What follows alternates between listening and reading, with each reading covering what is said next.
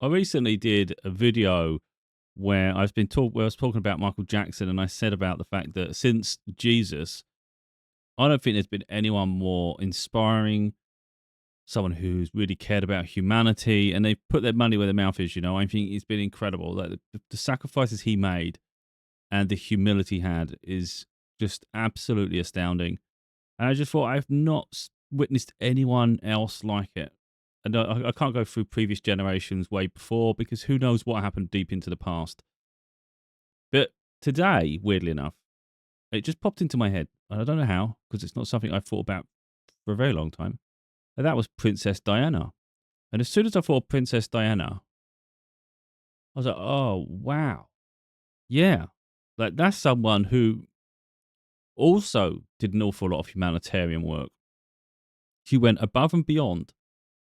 And the sad thing is, it's becoming more and more forgotten.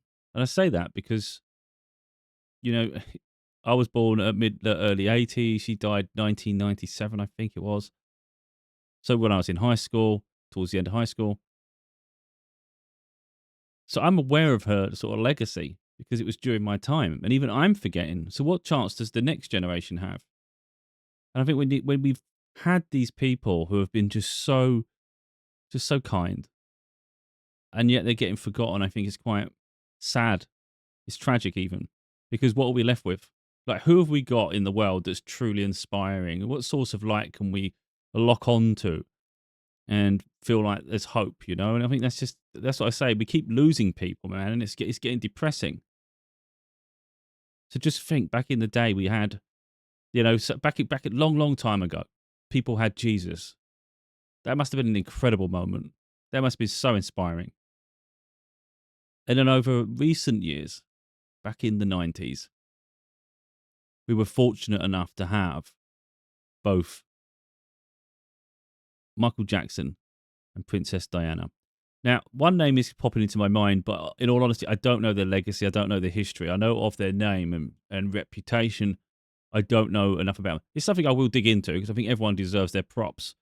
And I've said in the past, recently even, that I have other books in the work. One of them is sort of idols and icons. So it's more legends. It's people I want to make sure get remembered. As you can see, it's fading. But so the other name that's actually popping into my mind as I'm talking is Gandhi. Now, I don't know the history with them, so I can't say, oh, they were humanitarian. They did all this peaceful work. They're known for being peaceful, aren't they? How much they did to help others, I don't know. That's something I'll have to explore. But, it's not something I'm familiar with. I'm just familiar with the name. It just popped into my head. And I thought, okay, that's an interesting one then to pursue next. But yeah, just a moment I just started thinking about Princess Diana. I thought, bloody hell, man. Yeah. It's very, I don't want to say the wrong things here, but it's very rare for someone with it belonging to the royal family to be endeared and adored so much. Usually there's a bit of division. Some people get resentful for the royal families. People think they're too privileged. There's all sorts of things. And if you go far enough back, like really deep into history, you go like Henry VIII and start going through the kings and, it's more like a dictatorial situation, isn't it? When they had rule over the country and it wasn't very good times. So there is this, there was a stigma attached to them, but she broke the mold. She truly broke the mold. What I'm going to do in a minute, because in all honesty, it's not fresh in my mind, all the things she did. I just picture little things. I can imagine, I can remember, I've just clipped through some videos, so that has influenced me a little bit. But even if I took that away, the reason I thought of her, and then immediately in my mind, before I even checked anything else, I was just remembering all the kindness she did, when she went to places like Africa, and she just kept going willingly. It wasn't like she was doing it as some sort of like photo shoot promo thing. It was something that she genuinely felt passionate about. So, the way I see it is, now I know she cared about children too, so it's not like Michael Jackson was the only one that cared about children. But I feel predominantly Michael Jackson's legacy is about, being a protecting children and, making sure they're safe, but provided for. So he'd always look out for them and make sure they feel valued and nurtured and they have, good memories. That's what he's really there for. And I think that's great because this, like I said in other videos, when you talk about like donating and supporting charities and all sorts of things, it's separate to this, but There's always going to be someone that thinks, oh, you should be supporting this, you should support that. But it's nice that people have an area they focus, though. So for me, when I think of Michael Jackson, I think he wanted to bring the world together. He wanted to heal humanity, but a special focus was towards children because they're the next generation and they deserve to have a brilliant start to life, you know? And I think, yeah, when you think about it, it makes sense. Like for me personally, I've always said, if you, like, I don't want to deviate too far, but if you was to heal the world, how would we heal the world? Like in my opinion, everyone's gonna have their own opinion on things. Now, there's too many racists out there, and it bothers me a lot. But you can't control how other people see the world, you know. I always think we're only ever as strong as our weakest link. So this is, and it's more and more evident now. We see billionaires and things. There's this disproportionate power dynamic in the world. And look at the world, because we have such a vast division between the wealthiest and the poorest. It's complete anarchy.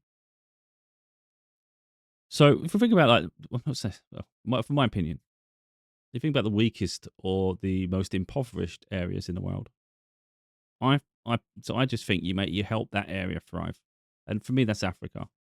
Africa is a huge continent. If you actually look, there's so many countries that consist within the African continent, but yet so many keep leaving. They're desperately trying to leave for pastures new. They want to go to Europe. They want to go to the United States because they see opportunity. They see the way to change their life. But what if their home nation, so all those nations that consist of Africa, were able to come together and it was able to flourish? So if the right finances were invested into it and it allowed their economy to start thriving, it would obviously take time, but everything takes time.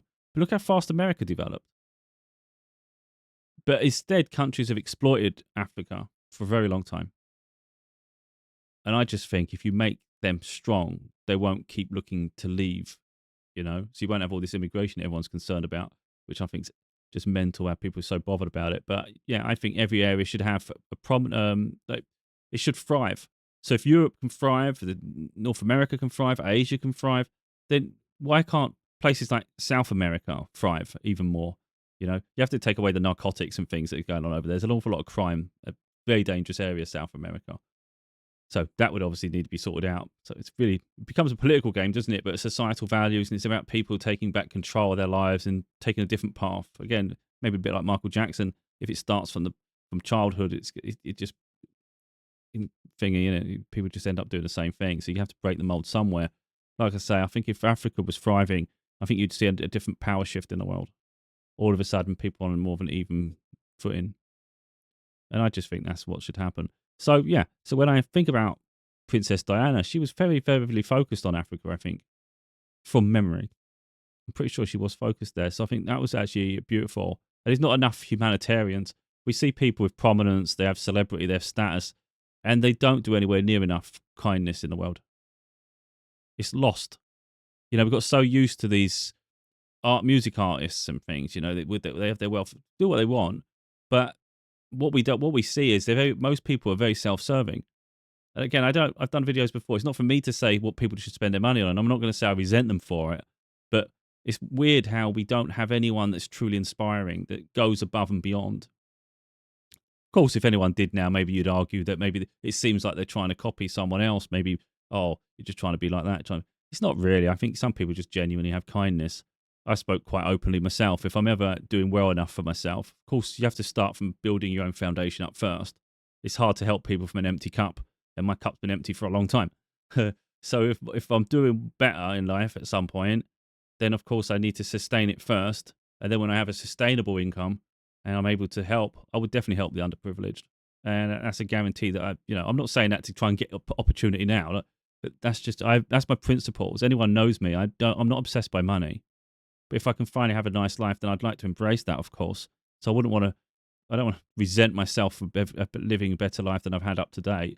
But I definitely don't feel comfortable witnessing other people suffering either. But I'm not someone that would flaunt everything either, though. So I think that's the other thing is sometimes maybe we think people are doing nothing in the world, and some people just prefer to be anonymous, you know. Yeah, so there's a double-edged sword, I guess. If you do it anonymously, at least you're doing it for the right reasons, and it's, you know, but then people maybe think you're doing nothing. But then when you do it with your name attached to it, people think you're doing it for attention. how do you win? I think in the end you don't try and win. You're just doing what you can for the right reason. You just do it. But yeah, it'd be nice to be able to have that. I mean, look, maybe in my lifetime, I don't know. It seems far fetched. Maybe in my lifetime, I can get enough people together to actually start contributing to world's healing the planet. Maybe alone I can't do it, but maybe you come across wealthy people who are prepared to invest. You know, not forcing someone's arm. It's just saying, look, wouldn't you like to see the world a bit better? Wouldn't you like to leave the world in a better place than you found it? That's really the way I see it. And if that can happen, and I think especially investing in Africa, I just think it'd be incredible. You know, I haven't been to Africa, but to be honest, it's not safe. It's just not. I don't know where is safe, and that's a problem, isn't it? So I think tourism-wise, it's just dangerous because it's so impoverished, and you're not going to go and risk your safety for things. But it's a double again. That's like a bit of a double-edged sword, isn't it? But something's got to change. There was something else I was going to say there. I can't remember now. But anyway, we talk about Diana. Like I say, I've forgotten an awful lot of her legacy, and that's why I'm concerned that other people will too. But to think she was adored very similarly to the way Michael Jackson was, and I think that's the part that amazed me that I forgot, because I remember her funeral and people were like in tears, and it's someone they've never met, and it's a light in the world was extinguished. We had Elton John sing "A Candle in the Wind." I might try and get that up because what a song, and that made me at the time. I'm not. If anyone's seen me, I'm not deeply emotional, but when it comes to kindness and light source, like people that are genuinely beautiful inside, I mourn their lot, and it hurts me heavily. I did a video recently, and I was in tears like crazy over Brittany Murphy and Michael Jackson. I couldn't control it. I'm not someone who's scared to show emotion, but I don't just get upset for anyone. I have to feel it real deep, and when it does, it hits me like a freaking train. So I actually got emotional with that, especially with the song. I'm going to try and get that up. So let's start with that, maybe. I mean, should we start on a negative? I'm not saying that's negative that he sang the song. It's just negative that she passed away in such tragic circumstances. Well, I think it's a good one to start. Let's see if we can find it. Candle in the Wind. We want Diana, because I'm sure, I think it's a song he had before, and then he made his own version for her, and it was quite beautiful. Anyway, before we get there, I just want to make a point. This is what we're going to do. I'm going to share a video, and we're going to go through it. I don't know if we're going to watch the whole thing or not. I have no idea at this point. I haven't planned a damn thing. But I bought a box, like a bundle. Like a year or so ago, I was recollecting VHS tapes because I recognised that there's some films that never made it to streaming, let alone DVD. So some videos have just got lost. And I found a bundle. It's about £40. And because there was the specific ones I wanted. I was looking at it on eBay, and I was like trying to zoom in on this photo, and it said box bundle. Some of it was absolute junk. Some was pretty good. And I thought, it's worth the risk. There's about so much I wanted. The rest was some things I definitely didn't want, and some I couldn't quite tell. And in the end, it came with 11 of these different ones. Diana. It's quite crazy, isn't it? I've got 11 royal family, Princess Diana specific videos. Some of it only half an hour, I've noticed, but some a little bit, some are longer. I've got quite a few of these things. It's great. At the time, I thought maybe they'll be rare. But what I've been doing is backing videos up recently. I've been backing them up to make them digital, and then I can even put them on a disc. I can put them on a DVD and watch it on a DVD player. I can put them on a Blu-ray disc and put loads more on, so you can maybe get all of them on one Blu-ray disc. But it preserves them, and it stops the videotapes chew up. Don't want to go digressing too far, but let's have a little look before we get to it, because I think it's quite beautiful, poignant. This is the funeral. The images there. Look how many people. I mean, that's only showing one side of it. This one is the People's Princess. And this one is, I haven't backed this one up yet. This one's the Children's Princess. I thought what would be interesting is I read the back just briefly, because I thought I was reading like a little bit of it, and I thought, oh, it's empowering. That's nice. At least the legacy's there. But like I said, they're not on DVD. So I don't know how else people access it. I don't know if they're available on YouTube or anywhere, but I guess I'm just fortunate at the moment I have them, and I think let's not forget her. Let's start with the People's Princess, shall we? So it says this video, narrated by Trevor McDonald, is a commemoration of the life of Diana. This is the video I'm tended to showcase, reflecting on moments from her early childhood, her strength, which overcame. Oh, it's really hard to read this with this cover. Insurmountable obstacles and the blossoming of her personality into immaturity to her tragic, untimely, God damn it. It's this plastic thing. It's blurring it. Untimely death at the age of 36, 31st August 1997. Her astonishing impact on the world and her legacy of love and compassion for those in need was highlighted by a world left mourning and reflected in the poignancy of her funeral.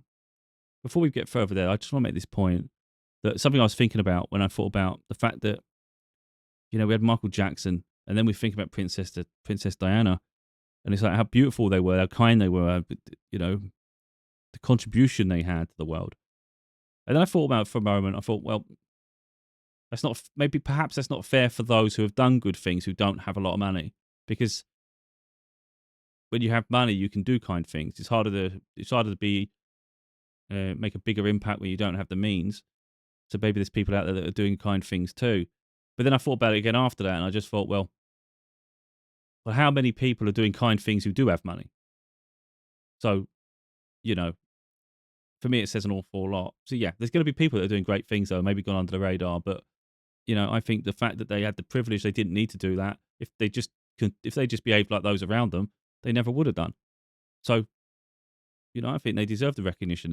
They're literally the incredible human beings.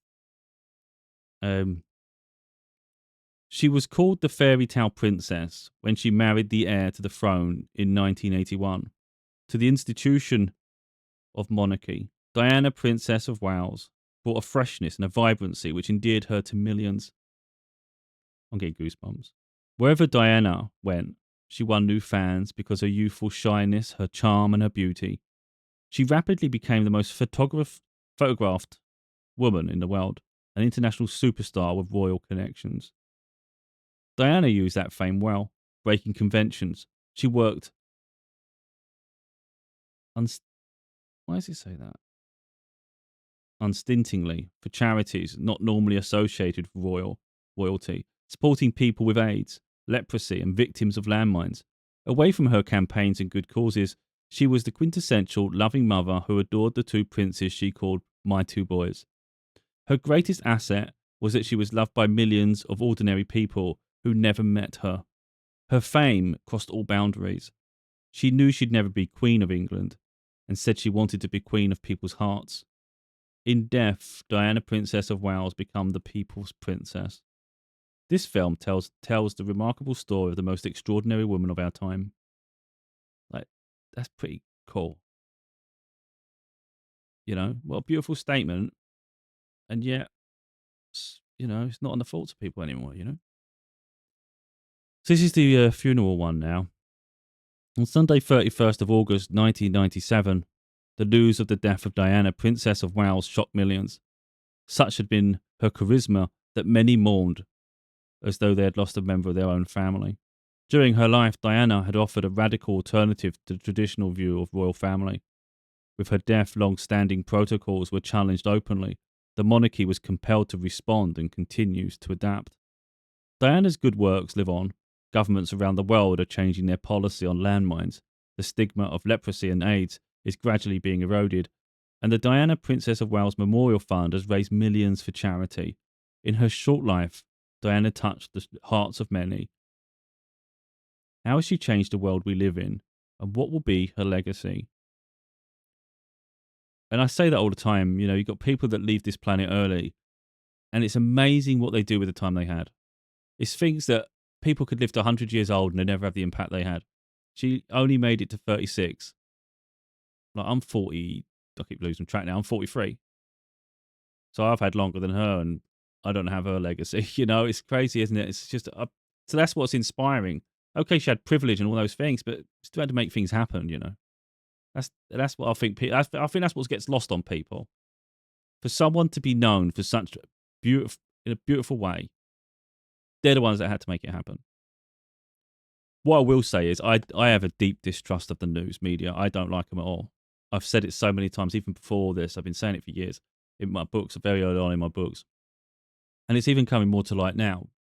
The pressure Michael Jackson was under, the pressure Diana faced to the point where she was of course, there's conspiracy about how she passed and whether there was people behind it.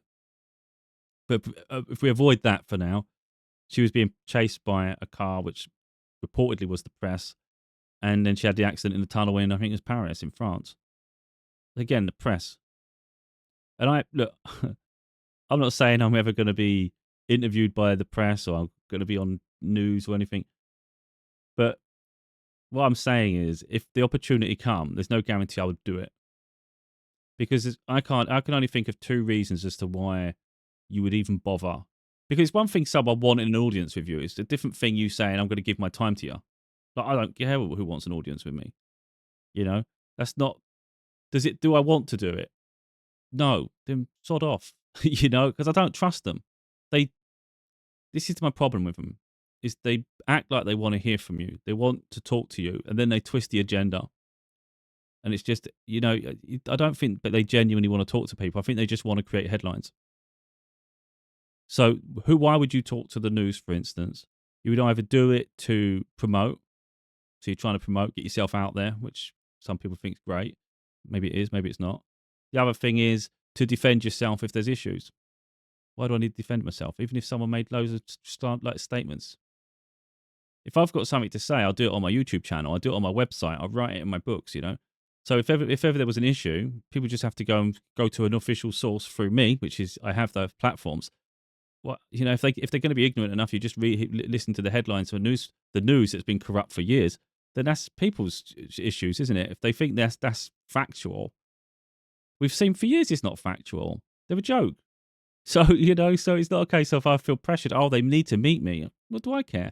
Now, I'm not trying to make it all about me, but I'm just making the point that for too long, they have a grip on anybody they want to talk to. And they do everything in their power to ruin the lives they create a headline. And yet they'll act like your best friend for a period. Nah, that's not for me, that. Just saying, journalists suck. I don't want to talk about it because there's something else I saw and I was pissed. Like, I was genuinely fuming inside. I don't want to draw too much attention to it, to be honest. But I am out to talk about it. After Michael Jackson passed, I saw a video of his daughter Paris getting chased through, I think it's an airport or train station. I think it's an airport, but it could be a train station. I think it's an airport. This lunatic running around with a camera, going, "Have you heard about the news? Your dad died. Your dad's dead." That's what he said. She's trying to cover her face, and she's running around. And this guy just kept putting photos. She kept fighting. I thought, you are scum of the earth. Like, to be honest, I'm not even a violent person, but that person deserved a slap. I said, I'm not even a violent person, but if I'd witnessed that, knowing what she's just gone through, I would have tackled him. I wouldn't have put up with that shit. That's, for me, you've crossed the line. I was fuming when I watched the video, and I've only just recently seen it. That actually made me so angry inside. That person had no right to do that. For me, you've just violated every common decency, any part of humanity. You've just eroded all of humanity with the way you're behaving with that. Like, sick. How anyone could just watch on and just think that's normal. I think it's none of your business. Oh, that's business. That deserved intervention. That made me so freaking angry, I kid you not. Anyway, this one here is the children's princess one. It says, Diana and a child, her own or anyone else's, were a natural pairing. Even when she was only a child herself, she loved the little ones. Later on, Diana revealed a talent not granted to many adults, the ability to talk to children around the world in the way they most appreciated and best understood. When Diana gave birth to Prince William, her father, the 8th Earl Spencer, remarked what a lucky boy he was to have a mother like her. But it went beyond William and his brother Harry, who followed 2 years later in 1984. The children of the world were lucky to have Diana as their friend, whether championing the causes of their disadvantaged or sick through her exhaustive charity work, or simply breaking rank during an official walkabout in order to greet them in her special affectionate way. The other thing I would point out, I see something recently where she met Michael Jackson, and it was just so beautiful. It looked awkward because Charles was there. Prince Charles, he's not the same as them. And I just thought it's awkward, isn't it? You get that. Yeah, sometimes you get that situation where you're stuck with a serious person. You can't have a candid conversation and be like, even break protocol. It's like, oh, if they just leave and let them just enjoy themselves and talk, and have some common ground. Hate people that are controlling. and dominant. I understand it's protocol with the royal family. I couldn't live like that. That's mental to me. But I just thought this is sad that they just let them have a moment. I had to interrupt them. But I just thought when looking at that, you just think, two remarkable people together. Like, I always say this. I don't care about status. I don't look up to people. I don't revere people. But I can be inspired by people and be very deeply impressed. And they're people I am really impressed with. So, I'm not like, I wouldn't be like all fanboy, like fall all over the place. There'd be just an admiration. So if you had a chance to meet them, it would be just a genuine, like, you're awesome. But you just talk to them normally, Anyway, let's do what we got going on. We're going to do Candle in the Wind first, and then we'll get on with this, try and have a look at this video as well. Got to try and figure out how the hell I'm doing it now. I've gone all stupid all of a sudden. I think it's this one. Probably get an advert, unfortunately. Oh no, I've got it blocked. I've got ad blocker on. Beat system.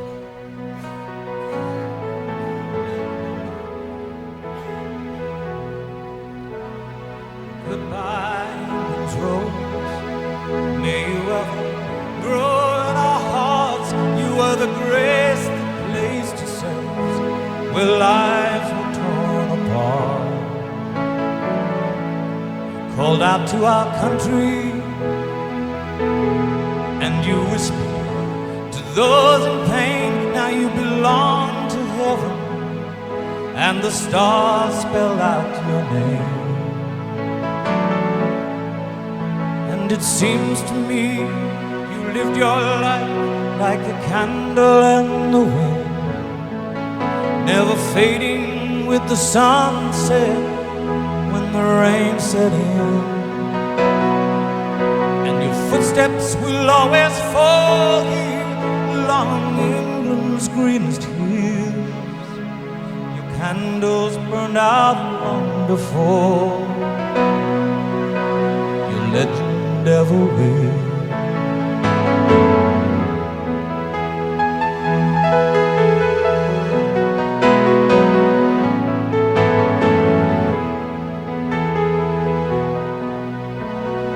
Loveliness we've lost, those empty days without your smile. This torch we'll always carry for our nation's golden child. Even though we try, the truth brings us to tears.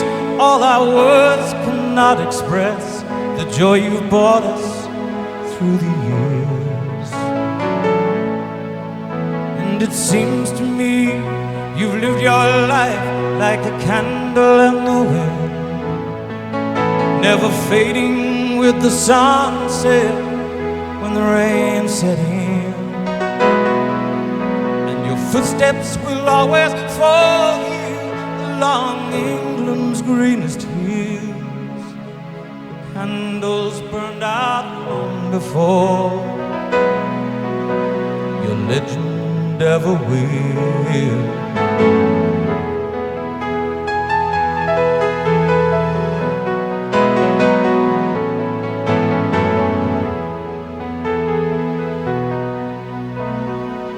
Goodbye, England's rose. May you ever grow in our hearts. You were the grace that placed yourselves where lives were torn apart.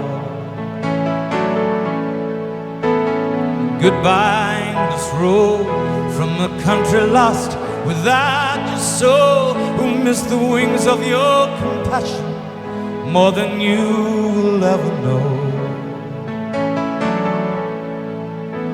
It seems to me you've lived your life like a candle in the wind, never fading with the sunset when the rain set in. And your footsteps will always fall here along England's greenest hills. Your candles burned out long before legend ever will.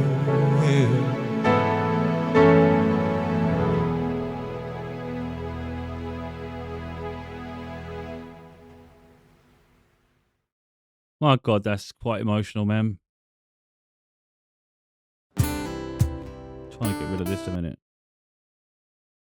Yeah, I mean, I was feeling it quite heavy at the beginning, to be totally honest. I had to compose myself and just stay strong, and then I was like, I was all right in the end. But at certain points, I was just thinking to myself, if she'd never been part of the royal family, she'd still be here today, I would assume. Obviously, I don't know age now, what her age would be, but I don't. That bothers me a lot. That because you're part of an establishment or you're part of this and you do this. So, like for instance, we can only go by a conspiracy to a degree. But Michael Jackson left his record label, and he was going to have a sizable ownership of it. So it's an awful lot of power and control he had. And he also had the Beatles library as well. So he had a lot of power. People don't like people having power. So if he hadn't had all of this, would he still be here today? And if Princess Diana hadn't joined the royal family, would she still be here today? You know, and it's these questions that it's just, for me, it's just really sad that people can't just let people be happy, you know. Yeah, I don't want to make it all misery and stuff, but it's just, yeah, you're losing people. We're just losing greatness. And how often do we see it? Like, how often do we find greatness?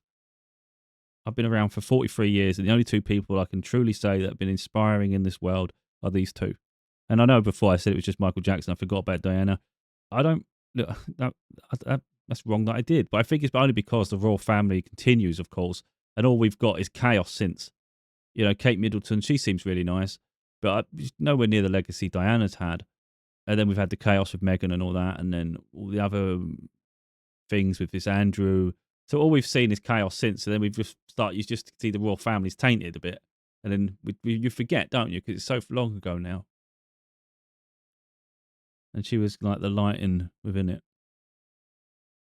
I don't know how Elton John kept it together singing that, or anyone in the room listening. What a beautiful song, though. So let me see if I can get this video. Yeah, it is. We may have to skip around a little bit with this because I don't want to talk like bore the life out of people. It's a little bit longer than I want it to be anyway.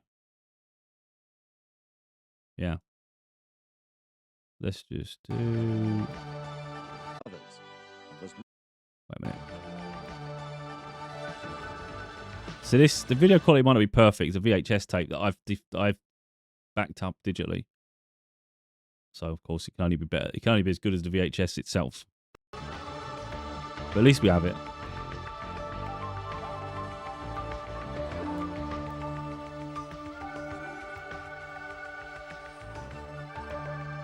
So this is this one, I think. Yeah, this is this one. Diana, Princess of Wales, the People's Princess. And the nice thing is, it does say at the bottom, a minimum donation of £3 will be made to the Diana, Princess of Wales Memorial Fund from your purchase of this video. And I thought, that's a nice touch. That's a nice touch. Yeah. See, I was thinking, I don't want to go digressing too far, but I was actually thinking of that myself. Because I'm doing a chapter called Michael Jackson. I was going to call it Michael. I still might, in my upcoming book. But because this film's coming out, which I completely forgot about, so me writing this has nothing to do with this film. I'm not even watching the film. You know, I don't want to be tainted by entertainment and media and all that nonsense. I just want to do it the proper way. So I just thought it'd be better to say Michael than Michael Jackson, like just because it makes it more to the point. And I thought, oh wait a minute, damn film's called Michael. I think that's thrown me out. So now I'm crossing over with that, and it looks like then you're copying that, you know, and it's like I weren't copying that. So anyway, then again, it's this bit like this bit where I said before, you go around in circles. You just do what you want to do. Anyway, don't know how we got onto that. Yeah. Anyway, let's see what this. She was called the fairy tale princess when she married the future King of England in 1981. The demure nursery school assistant blossomed into a radiant beauty and became the most photographed woman in the world. But she used that fame to lighten the burden of others and was loved by millions of people who never met her. She personified the humanity and hopes of a generation and in death, she became known as the People's Princess.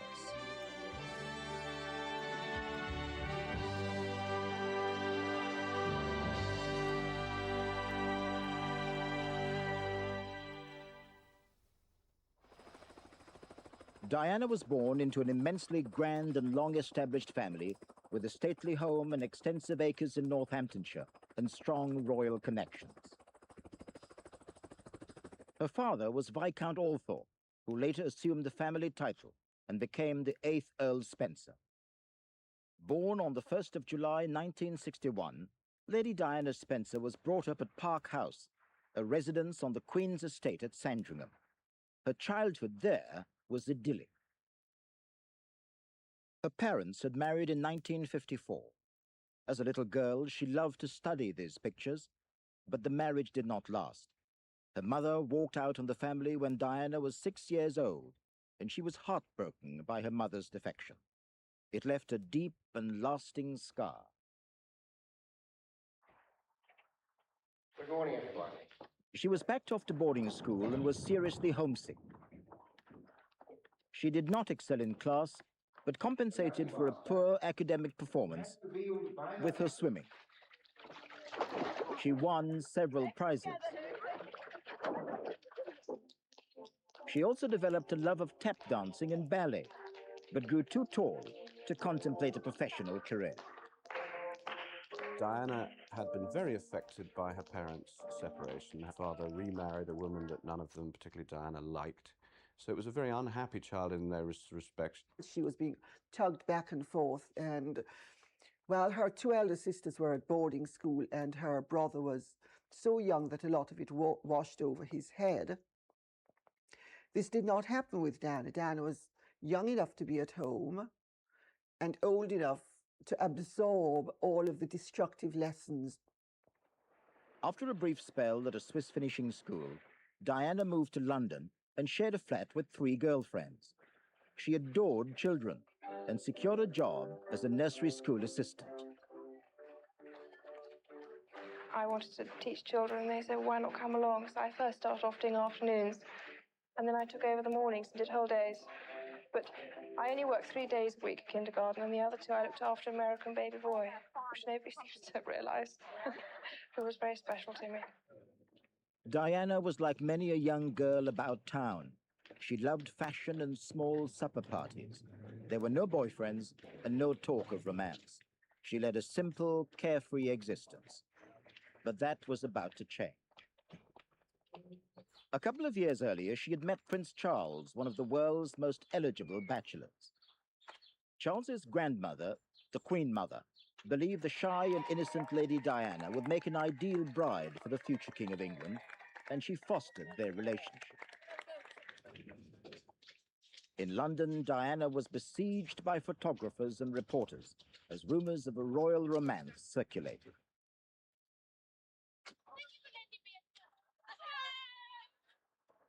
How well are you coping with all the press attention? Well, as you can see, you can tell. Are you bearing up with it quite well, though? Because it must be quite a strain with all of us now. Well, it is, naturally. You're coping with it all right, though? You seem to be doing very well. Well, I'm still around. The rumors grew in strength, and the press became more persistent. For Diana, it was a foretaste of things to come.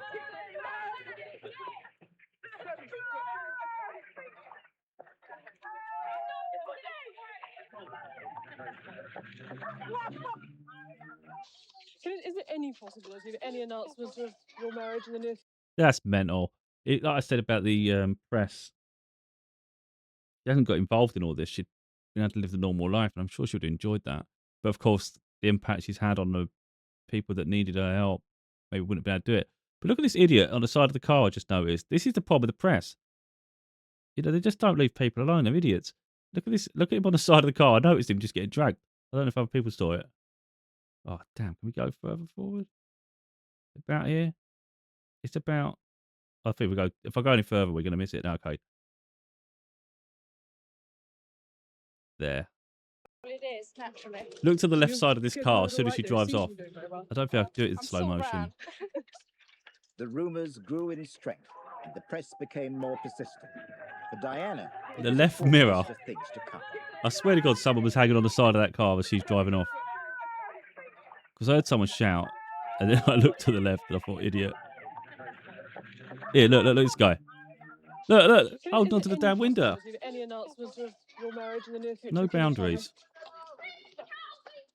Can you tell me if there's any possibility? I'm not going to say anything, please. Right, but Prince Charles did give us a hint himself. He said we wouldn't have to wait too long. And they didn't. The engagement between Prince Charles and Lady Diana Spencer was announced in February 1981, and the bride-to-be faced her first formal photo call. What best photograph you've actually had with us together? She was the most beautiful girl I'd ever photographed, and she just glowed. And when she smiled, lit up the picture. You knew you had a wonderful picture. And when she looked down your lens, and those eyes always made up properly, always beautiful. They were just sensational pictures. You just couldn't afford to miss anything she did. Good. Into this lane, please. 1, 4, 400. What do you think we've got in common? Sense of humour. Every outdoor activity, except I don't ride. We've never did that. Lots of things, really. What about you, sir? No, I think certainly, I mean, all sorts of things. It's certainly a sort of love of the outdoors, and she's a very energetic character as well, which is very encouraging. And music and interests like that, and skiing. Can you find the words to sum up how you feel today, both of you? Difficult to find that sort of word, isn't it, really? I don't know what the question was, but if that question was about what do you like about the other person, he doesn't. He was having a hard time saying her personality, and he couldn't seem to say an awful lot. It seemed a bit mental to me, and it's quite sad, isn't it? I think you get locked up in that. It almost feels like a prison, to be honest, because she seems stiff as a board. Just delighted and happy, and I'm amazed that she's been brave enough to take me on. And I suppose in love. Of course. Whatever in love means. Well, Whatever your own interpretation. Obviously means two very... Whatever in love means, I'll leave it up to your interpretation. Is he stupid? Yeah. This was obviously done for external reasons, isn't it? Just to make him look good.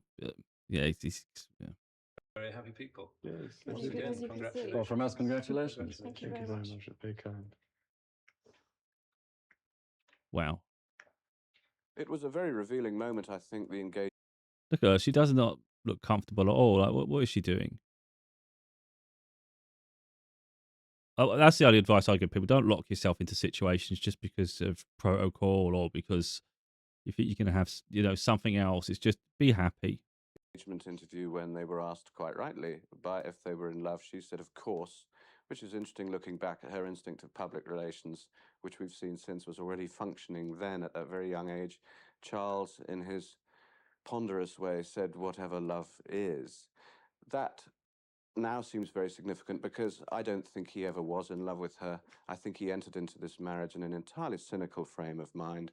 We now know that he had this mistress, Mrs. Parker Bowles, who he'd already had an affair with, continued during the marriage. When Prince Charles started to take an interest in her, I think she genuinely did fall in love with him, as what 17-year-old wouldn't if the 30-year-old future King of England threw himself at your feet. I think any girl would have fallen in love with the idea of Charles, the idea of his future, the idea of their future together. Wow, I didn't realise that. I don't go deep into this stuff. A 30-year-old dating a 17-year-old. That's very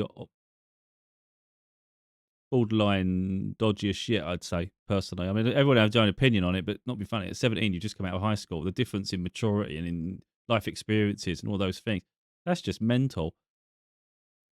Yeah, I mean, it's questionable. It's not really questionable for the younger person because, you can understand that something attractive about something maybe a bit more mature and all those things, the life they can offer you and all those things, I can get that. But for the other person to be looking at someone so young, I just think that's a bit suspect.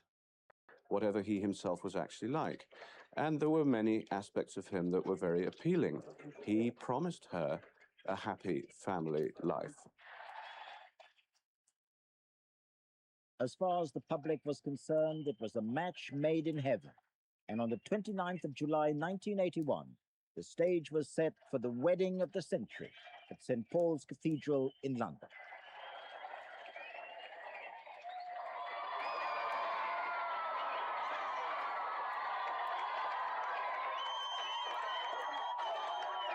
I'm getting slightly concerned that we're not going to get around to the humanitarian work. That's really what I wanted. I don't know if these videos are really going to are showcasing that. I hope it does. I hope it does. We're going to have to start skipping a little bit in a minute because I don't want to spend so long just watching her stuck in this, I don't know what you'd call it really, to be honest, this freaking prisoned life she's got. Prince Charles, before the wedding, could have been involved with 3 separate women.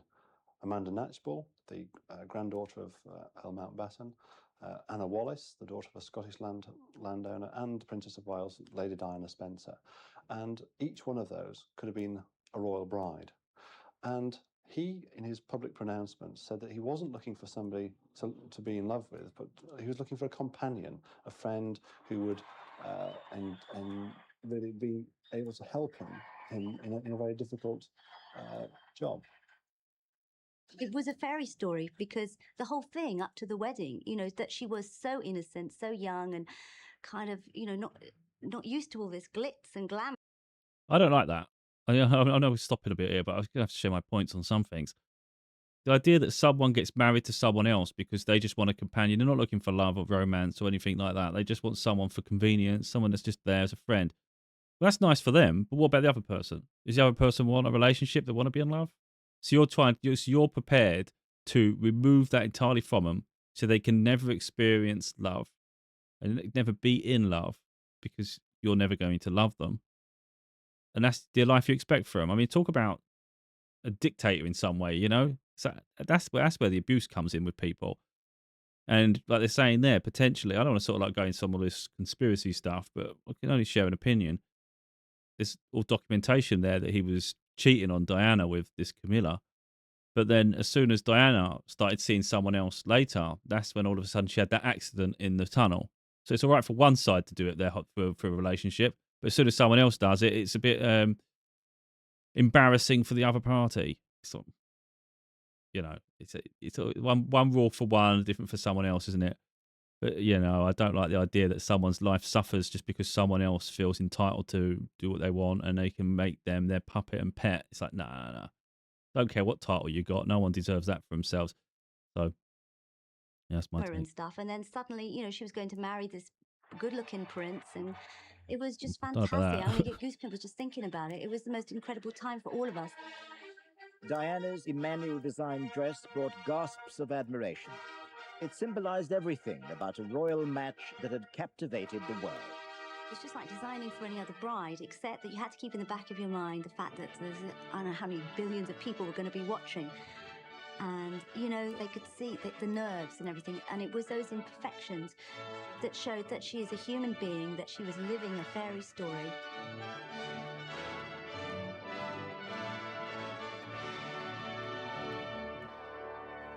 Diana was the first English woman to marry an heir to the throne for over 300 years. She was just 19 years old, an English rose, and the royal family rejoiced.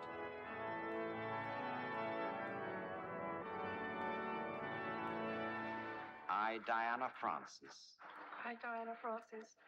Take thee, Charles Philip Arthur George. Take thee, Philip Charles Arthur George.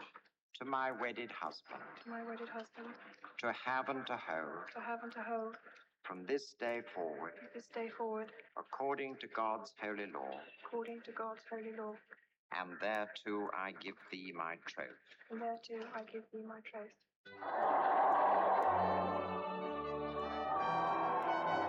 Here is the stuff of which fairy tales are made. The prince and princess on their wedding day. Across the globe, 1,000 million people tuned into the royal wedding, In the course of the day, the shy nursery school assistant was catapulted to the status of international superstar.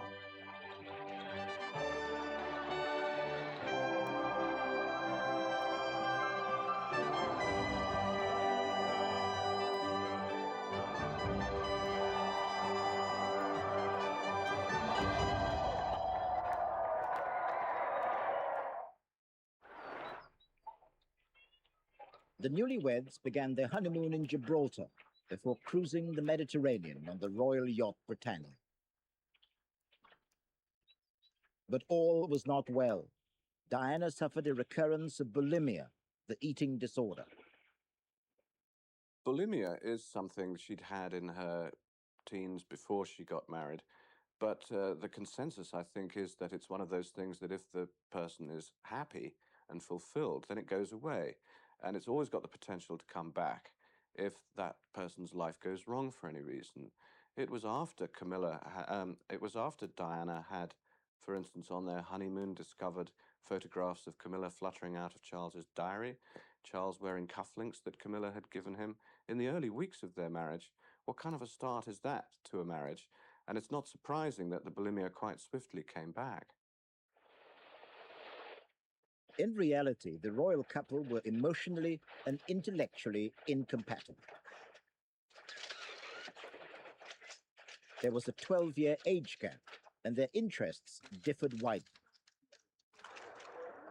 But on their return from the honeymoon, Diana gave no hint of her waning romantic illusions. Madam, how are you enjoying married life?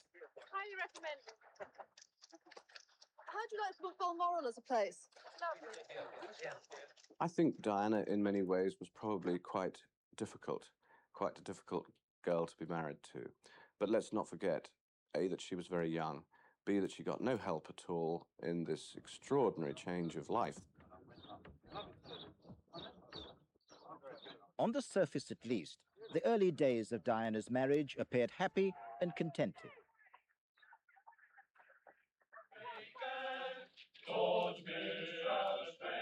The royal couple's first official tour was to the Principality of Wales.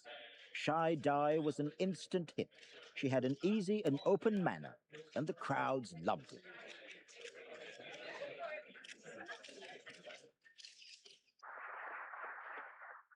The young princess made her first faltering attempt at speech-making, which she always found difficult.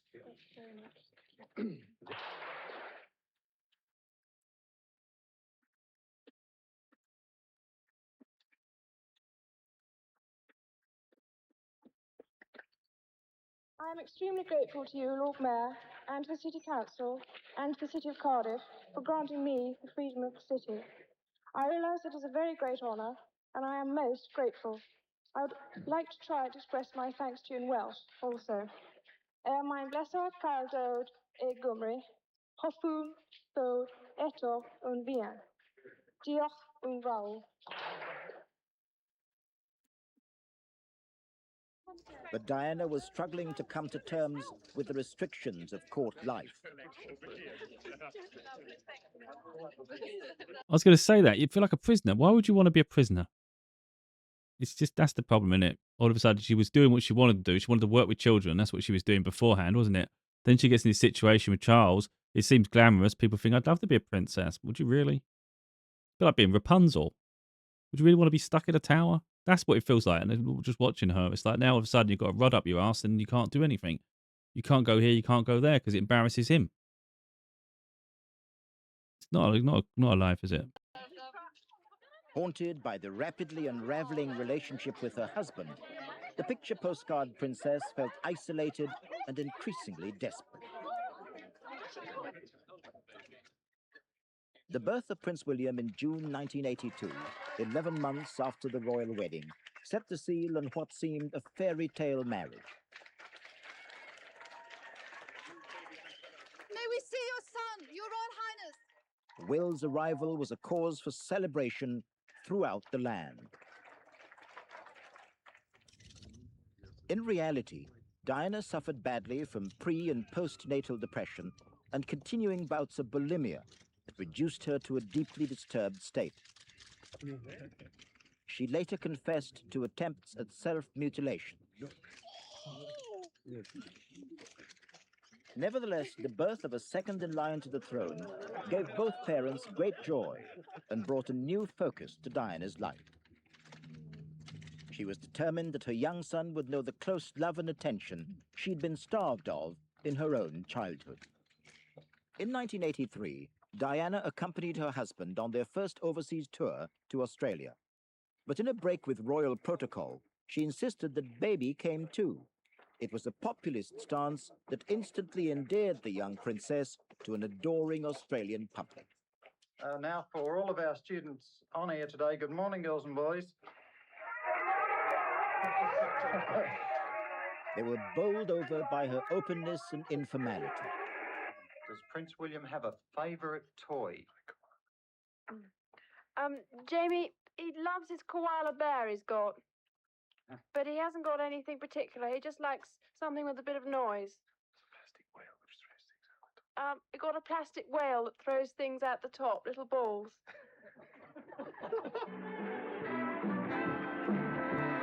The newlyweds were perfectly in step and enchanted everyone around them.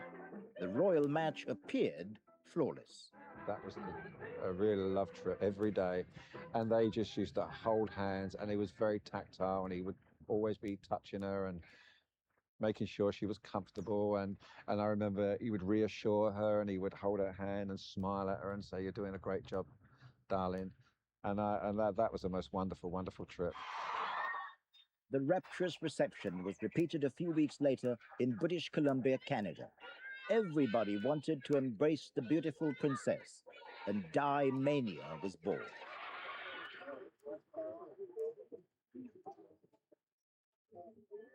It's just so beautiful. I'm just so privileged. I can't believe I did that. Ironically, it was her overwhelming popularity that placed a further strain on her relations with Charles. I've come to the conclusion that really it would have been far easier to have had 2 wives.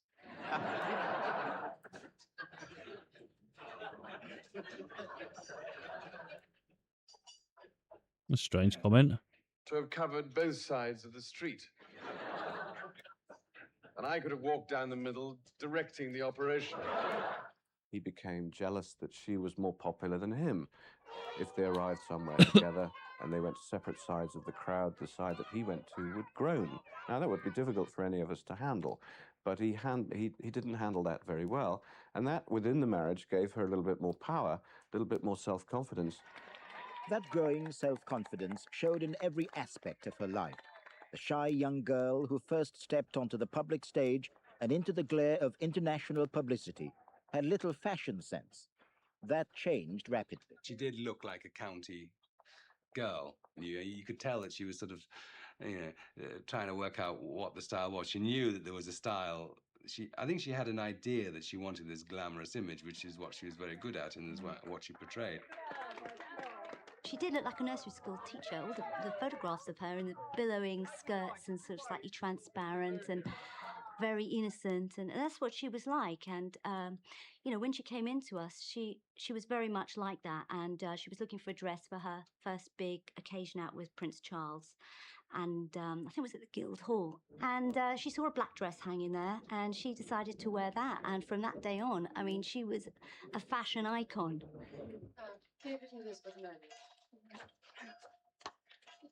Hello. Hello, good morning, ma'am. How are you doing?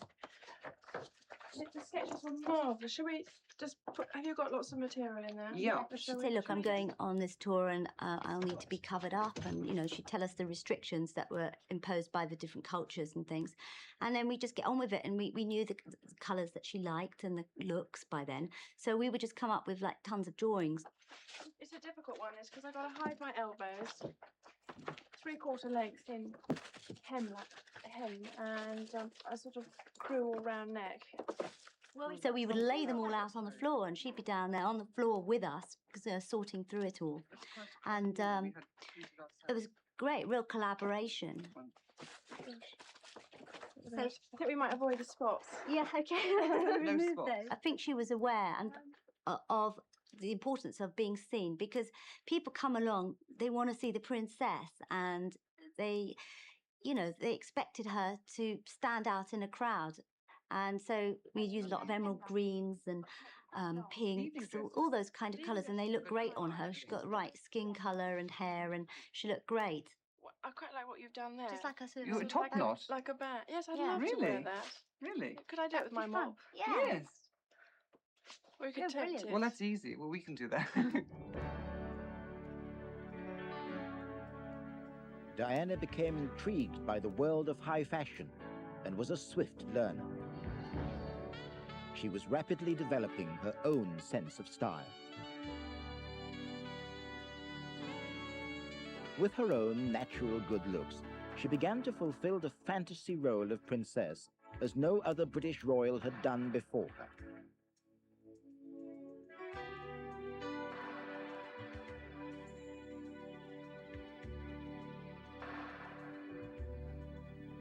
She's very, very soon got out of that sort of little girl thing of the early 80s around the marriage.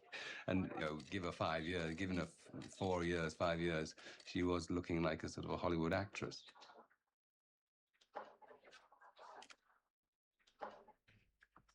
But the fashion-conscious Di was equally vigorous in undertaking enormous amounts of charity work. It became one of the central pillars of her life.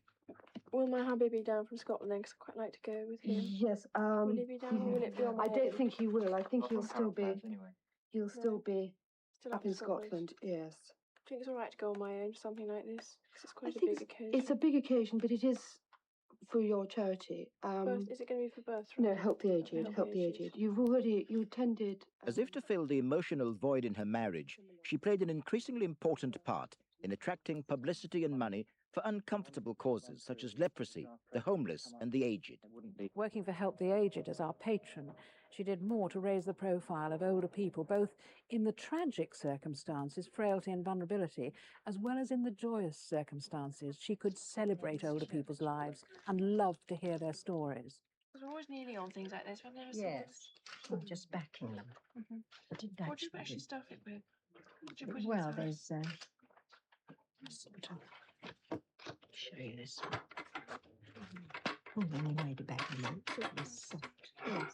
It's not leather tights going in there. No. People would come up to me beforehand and they say, oh, we've only got a couple of minutes to meet her. I really don't think that's enough. And, you know, I think perhaps we ought to be meeting her for longer. And I always used to say, you know, it's absolutely fine, because I knew what they didn't know, which was that at the end of the time they'd met her, they'd come back to me and say, she spoke to me for hours. And were you in a motorbike accident? No. Died into water too shallow.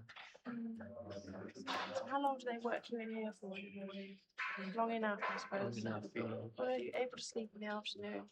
She had that ability to make people feel included and to make other people the centre of attention. And actually, that's a special gift. And not many people have it. And she had it in enormous abundance. Obviously, so we're parents to them as well. You're building extensions on your we are. All these We're people. we just as a happy family, you know. I mean, I was one of 9, so we was used to sharing. Yeah, we was used to sharing. You know.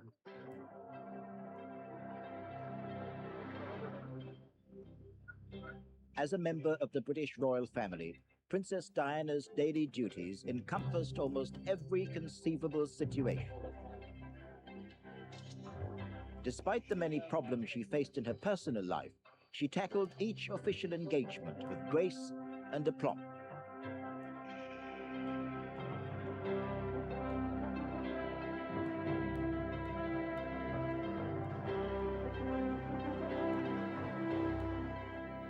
Wherever she went, she seemed to light up the lives of those around her. Who's that? I thought you might ask that one. Who's that? Who does she belong to? Yours? She would bring, even to the most formal occasions, a sense of informality and fun.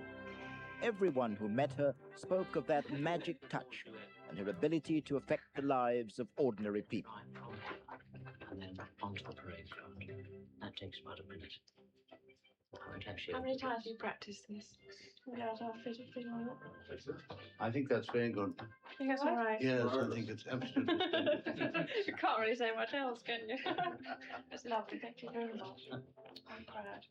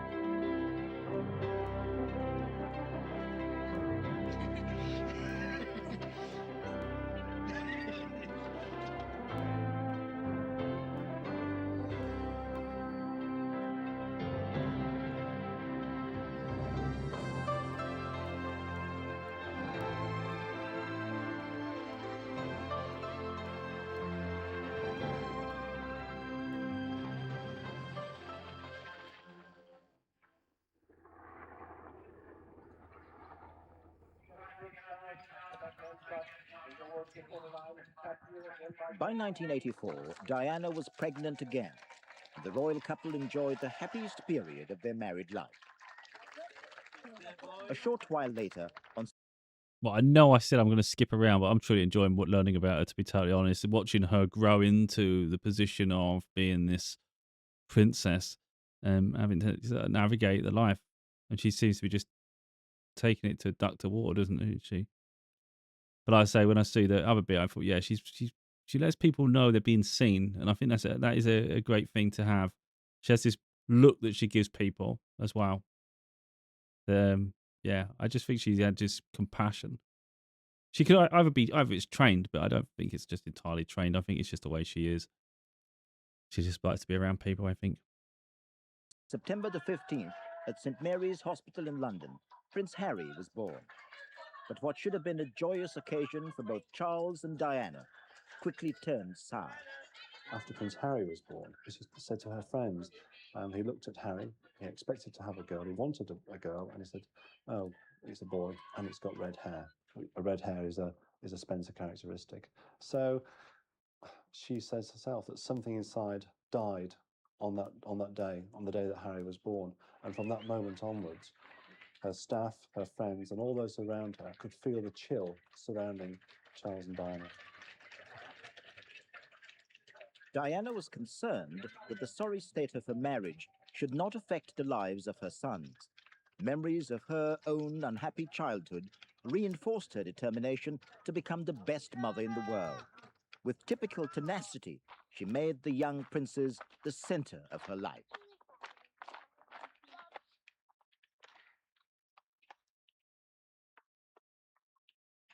Mom, can I leave please? Will you promise to walk slowly? That's much better. Nice and slowly. That's better for Harry. Her life was her son's. They meant really everything to her, and she had a very close relationship with them both. She really has guided them through so much and prepared William certainly for the role ahead of him. And I think he will miss her more than words can possibly say.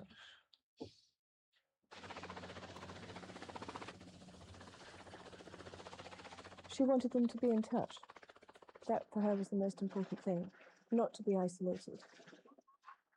I think the monarchy has been very isolated, and she lent it a very human side with all the work that she did. And she was always keen to impress on Prince William and Prince Harry how important that was to stay in touch. I think that would be the single message that both of them will remember from her, that and her extraordinary compassion for other people. The royal couple were living a lie.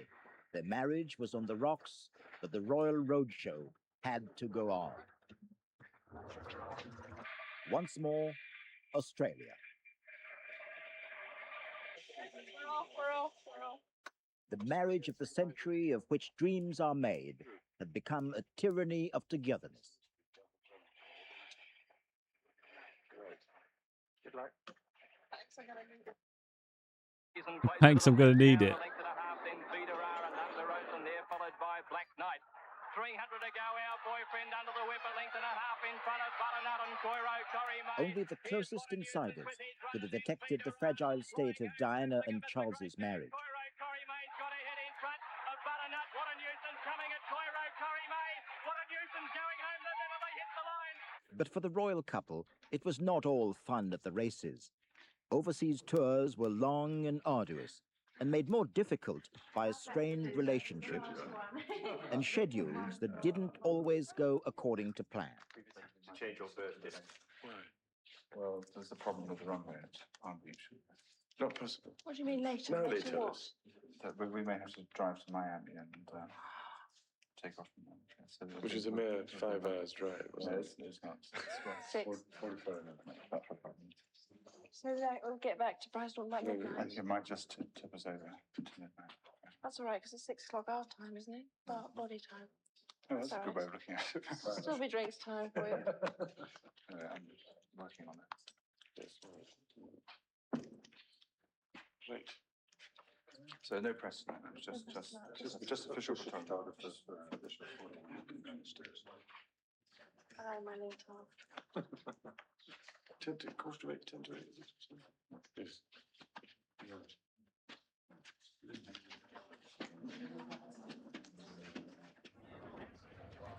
Their first visit to the United States followed, where a curious press corps mustered in force to report on a presidential welcome for the royal couple.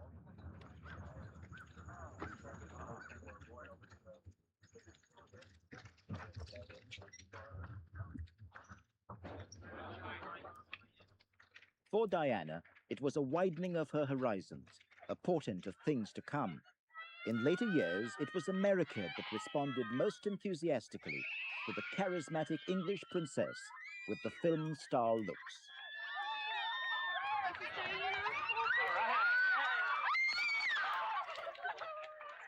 She's so thin, it's disgusting. She's beautiful. She's great. She's beautiful. She's great. Back in England, Diana extended her patronage to an ever-widening circle of groups and causes. She passionately wanted to do good and possessed an instinct for human relations, the true touch of a princess, which was unequaled. Because the gala was wonderful. Adored that. You enjoyed it, didn't you? I had a cold, much to Harold's horror. Every time there was a quiet moment, what's going on? I loved it. You didn't look it. It doesn't show in your eyes when you have it. Oh, I it's mean, just yeah. the makeup. No, but some people's eyes go dull. You must have felt rotten though, having to sit through it No, it's all right now. I just get embarrassed. And you know when you're not supposed to cough, you cough more. Yes, of course, you can't control it. And the backless dress, of The course. backless dress is a big thing, yeah. Yes.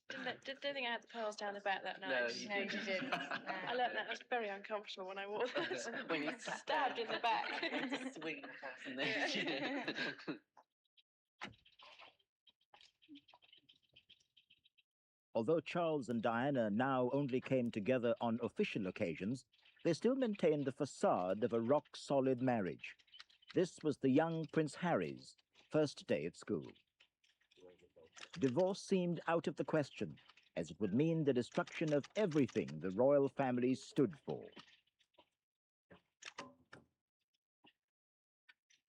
Meanwhile, they both looked elsewhere for the affection and support that they had failed to give each other. For Charles, it meant a return to Camilla Parker Bowles, the love of his life. I think there were a few years while the children were being born when he kept her at a distance, but the friendship remained, and the friendship always had the capacity to become sexual again, which I think it did long before the marriage had irretrievably broken down. The marriage broke down because of his relationship with Mrs. Parker Bowles. And if Diana had 2 or 3 lovers after the irretrievable breakdown of the marriage, so what? Psychologically, I think men and women will understand that Diana, the world's most famous, the world's most attractive woman, deserved to fall into 1 or 2 subsequent arms to have the happy family life she's always wanted and always been denied. In February 1992, evidence of the strange in their marriage became public when Diana spurned Charles's attempt to kiss her at the end of a polo match. A 6-day official tour of India became a tale of 2 tours, with Charles and Diana going their separate ways.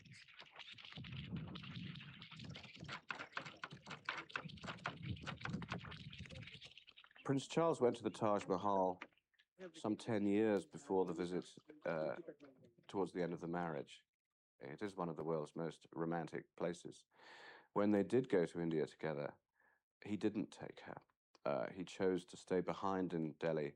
A wiser prince than I would have opted for a visit to the Taj Mahal and the Red Fort at Agra, which I believe is where some, at least, of the greatest pundits of the press think I ought to be anyway. She famously now posed for a photograph alone, therefore looking very solitary, and it became the main one of what were called a series of postcards home, another one at the pyramids in Egypt, where she was sending clever signals to the world that she was very alone in this marriage.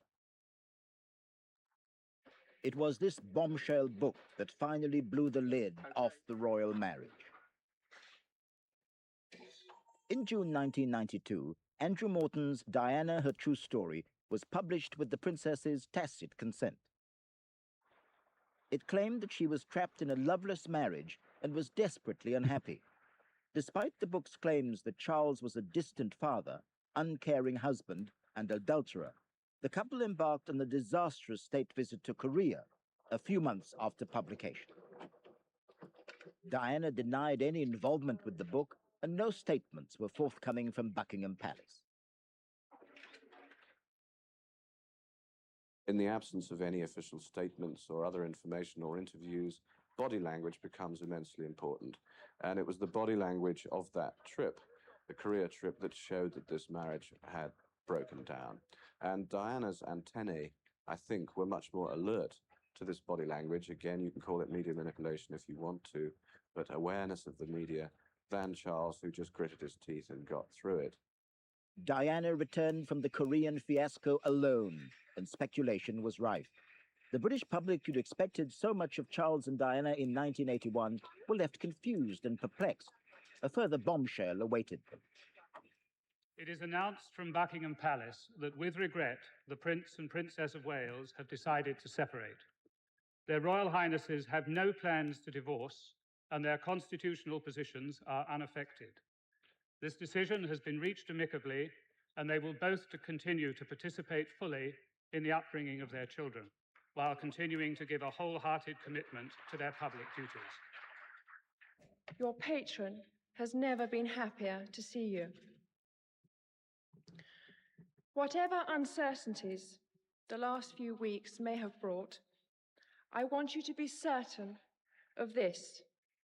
Our work together will continue unchanged, especially now as Christmas brings its own painful stresses to so many people in need. The sick, the old, the handicapped, and the homeless, the lonely, the confused, and the simply unloved, who are needing your help more than ever. A new era opened in Diana's life. She now threw herself, body and soul, into charity work, using her personal magnetism to draw support for some of the most difficult causes. Why did they say earlier that she struggled with public speaking? Because every time I watch her, she's fine. Maybe she stares at the notes a bit, but how else are you going to read it about? You got a teleprompter and she's got to be rigid to the script. I don't know. I don't think she does bad at all. I don't know what that comment was about. When you look through Diana's life, you see that she's always been slightly rebellious. Her work for AIDS was very much against the royal rules. I mean, they tend to stick to very traditional charities, and the very fact that she was prepared to cuddle AIDS victims, shake their hands without gloves, helped to break down much of the mythology surrounding AIDS. And in that, What it's not showing here is I just Googled him while the video was going on, the name. It's Andrew Morton, to try and figure out who he is. And it looks like it's him. But I don't know why it's not coming up titled there to let people know. Yeah, I'm pretty confident that's him. So he's the one that wrote the book. respect, I think she did an enormous amount, not just in Britain, but around the world, to help to break down those taboos.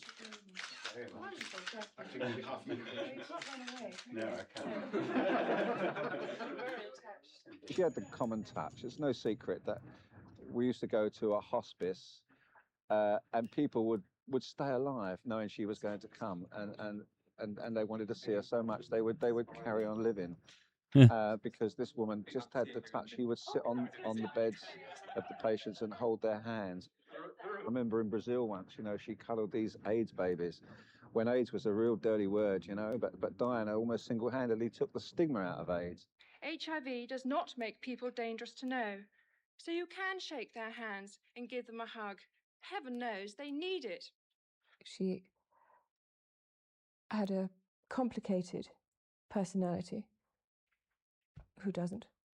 But just this, you know, this underlying enormous compassion and capacity to give and to respond to people who are suffering on exactly their level. She understood about suffering. She'd suffered so much herself that she was able to, it was really a language, an emotional language that she understood. She became aware not just of her ability to be the fairy on the Christmas tree, but to be a woman who could bring attention to subjects that were neglected.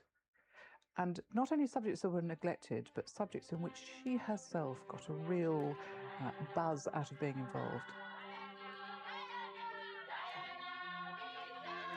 She started with the glitz and then went to the things that were far less glamorous, which gave her more satisfaction. I think we ought to retire gracefully. Armed with nothing more potent than a smile and a kindly word, she reached out to others with her personal gospel of giving and caring.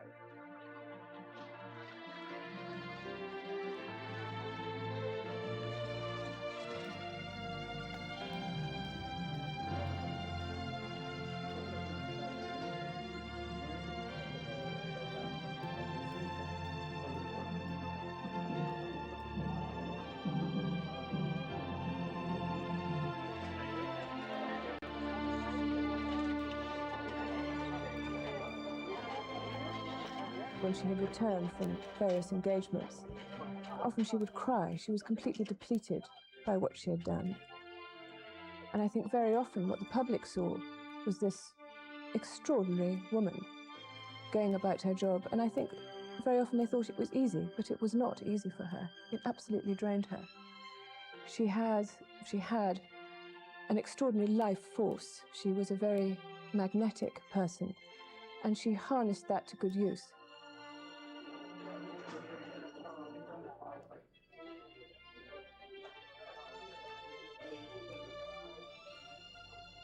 Two things stand like stone: kindness in another's trouble, courage in your own.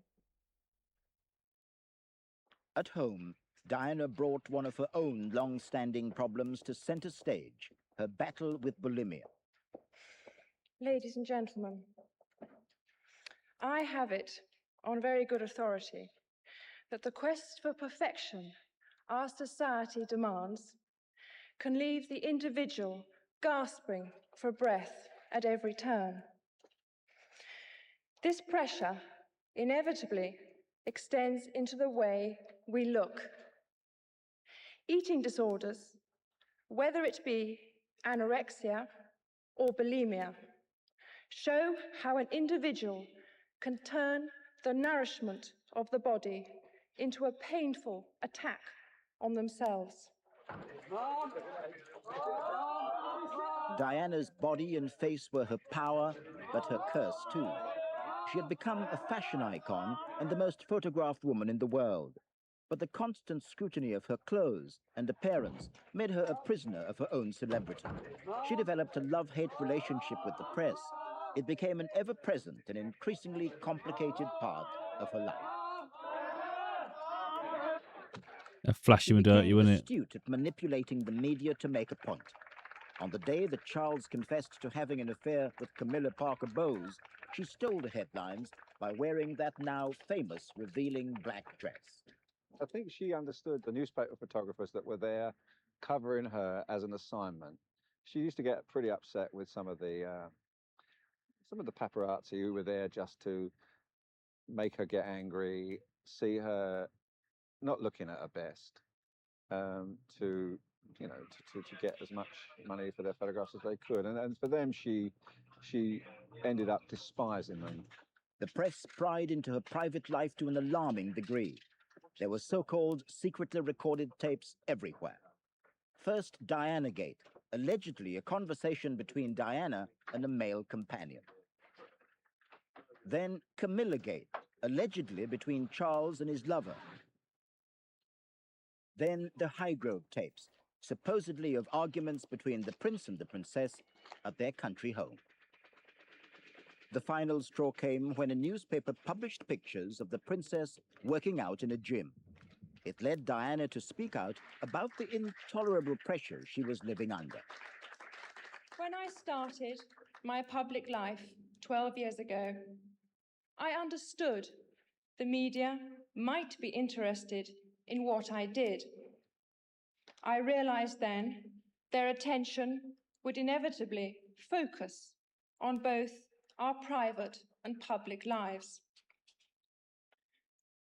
But I was not aware of how overwhelming that attention would become, nor the extent to which it would affect both my public duties and my personal life in a manner that's been hard to bear.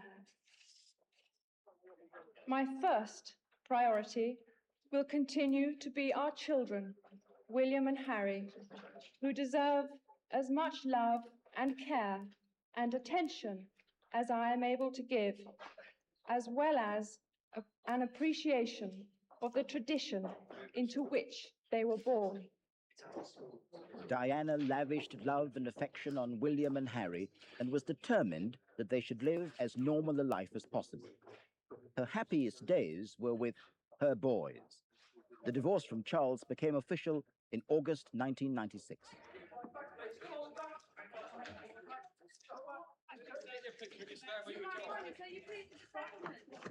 That's quite mental.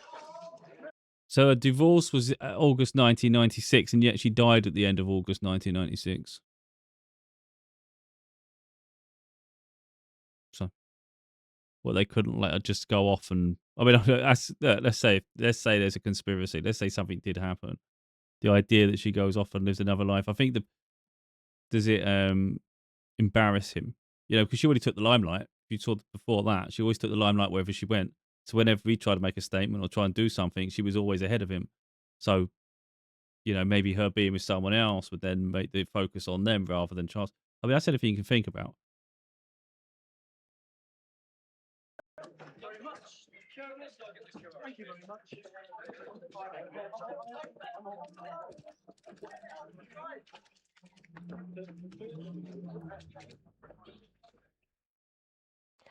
I think the big mistake was removing her title at the divorce.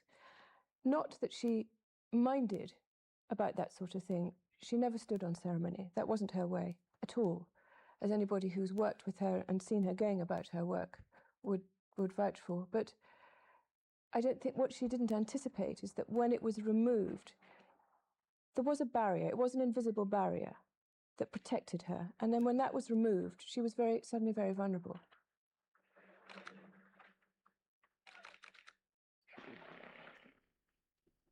But even though Diana was no longer a royal highness, the press continued to track her every move. There was no escape.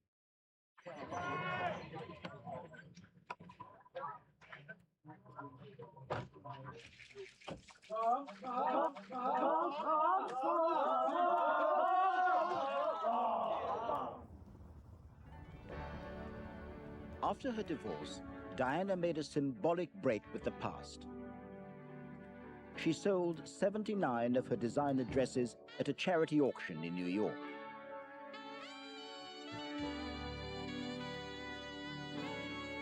It was typical of the Queen of Hearts that she chose to make a new start by raising money for people less fortunate than herself.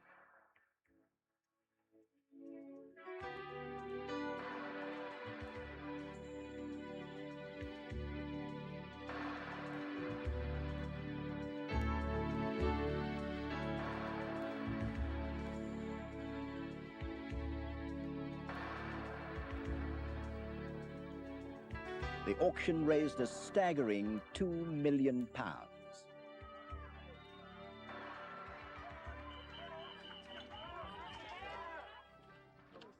The new Diana was not afraid to involve herself with political issues. Her heartfelt but controversial campaign to outlaw landmines gave her a new sense of purpose and fulfillment. Charlie, who's behind you, is going to come in here, place the charge next to the mine. But the search for personal peace was harder to achieve. She needed the press to publicize her causes. 1, 2, 3, firing. But that media attention came at a price.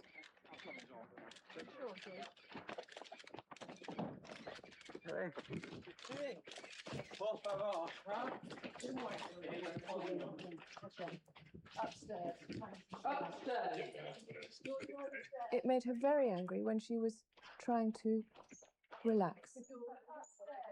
And when all she wanted was time out, time to discuss, girl talk, basically. That's it. That's all she wanted, a bit of peace. And she was never, ever, ever allowed it. In the final months of Diana's life, media attention reached epic proportions. There were rumors of a new romance, and the bounty hunters were out in force. The man in Diana's life was Playboy millionaire Dodi Al-Fayed. It seemed Diana might at last have found the true happiness that had eluded her for so long. But it was not to be. Oh, so I got it wrong. So they got divorced in 1996, April, but it says, I thought, that makes no sense. Months. It was 1997 she died. So she died a year later after the divorce.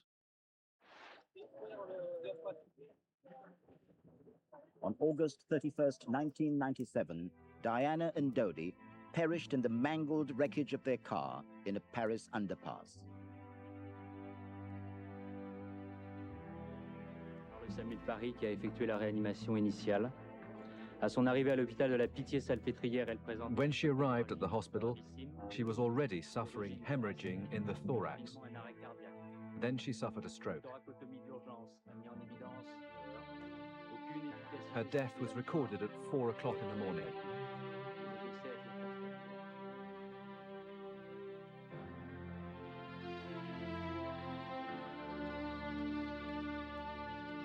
The Prince of Wales flew to Paris to bring Diana's body home.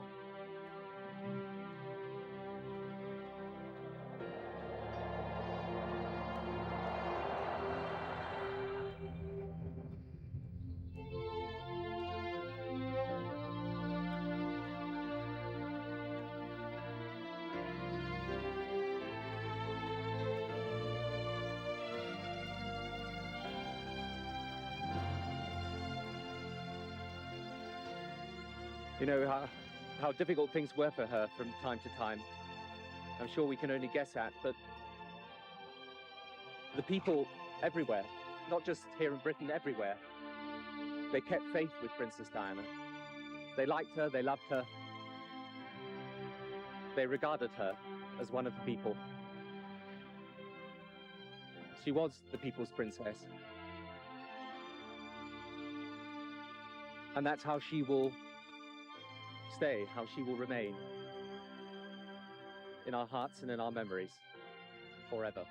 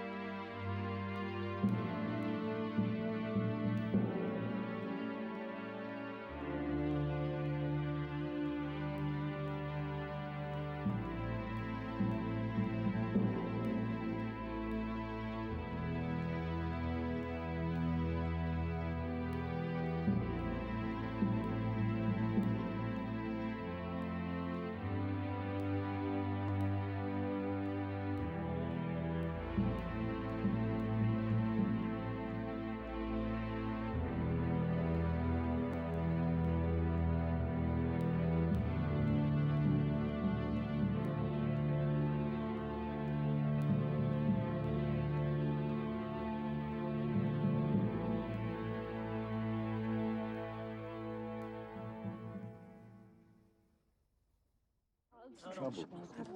Charles. Thank you so much. Thank you. William. Very William. Thank you so much. Thank you. Oh, Thank you very much. thank you. Since last Sunday's dreadful news, we have seen throughout Britain and around the world an overwhelming expression of sadness at Diana's death. We have all been trying in our different ways to cope.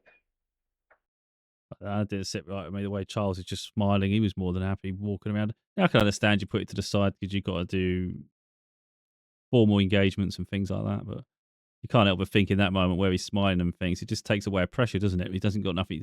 He ain't got that external thing to worry about now. He just can control the environment he's in.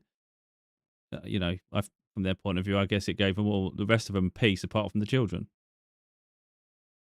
And I didn't, to be honest, when the Queen was speaking, I didn't really, even back then, I never trusted her. I didn't think that was good. To be honest, I was quite upset when she died, for some weird reason. But yeah, like when the Queen went eventually. But in this moment, I felt it was very tactile. I think everything was very, cover themselves to a degree. I don't know. It is not easy to express a sense of loss, since the initial shock is often succeeded by a mixture of other feelings: disbelief, incomprehension, anger, and concern for those who remain. This is also an opportunity for me, on behalf of my family, and especially Prince Charles and William and Harry, to thank all of you who have brought flowers, sent messages, and paid your respects in so many ways to a remarkable person. I hope that tomorrow we can all, wherever we are, join in expressing our grief at Diana's loss and gratitude for her all too short life. It is a chance to show to the whole world the British nation united in grief and respect. She was an exceptional and gifted human being. In good times and bad, she never lost her capacity to smile and laugh, nor to inspire others with her warmth and kindness. I admired and respected her for her energy and commitment to others, and especially for her devotion to her two boys.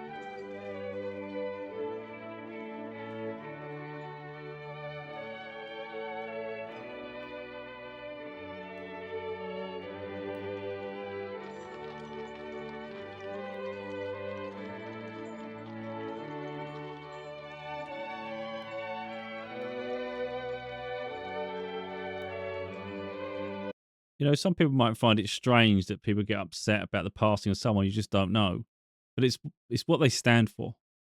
That's what it comes down to. All those people that sit there, they stand there. It's deeply respectful for the life they had, but it's also mourning the loss of someone that really did make a difference. And for most people, they don't have that in their life, in their family, and the people they know. You know, life's stressful. We've got all these distractions, you've got these stresses. And sometimes you just see a ray of light, and that person just gives you a bit of hope. You know, there's decency out there, you know. Like I say, I don't think we see that now. I can't think of people that are.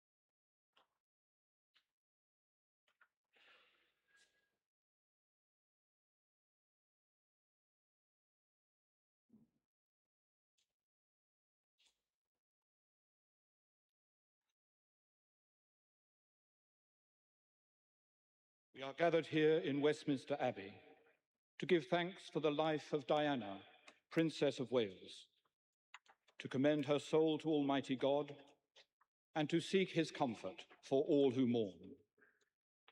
We particularly pray for God's restoring peace and loving presence with her children, the Princes William and Harry, and all her family. In her life, Diana profoundly influenced this nation and the world. Although a princess, she was someone for whom, from afar, we dared to feel affection, and by whom we were all intrigued. She kept company with kings and queens, with princes and presidents. But especially we remember her humane concerns and how she met individuals and made them feel significant. In her death, she commands the sympathy of millions. Whatever our beliefs and faith, let us with thanksgiving remember her life and enjoyment of it.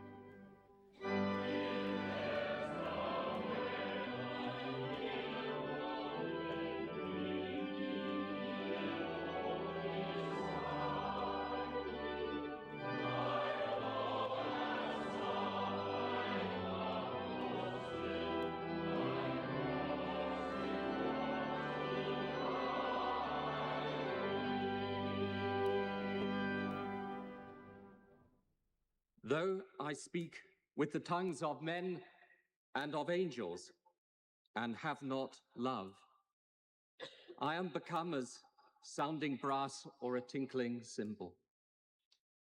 And though I have the gift of prophecy and understand all mysteries and all knowledge, and though I have all faith so that I could remove mountains and have not love, I am nothing.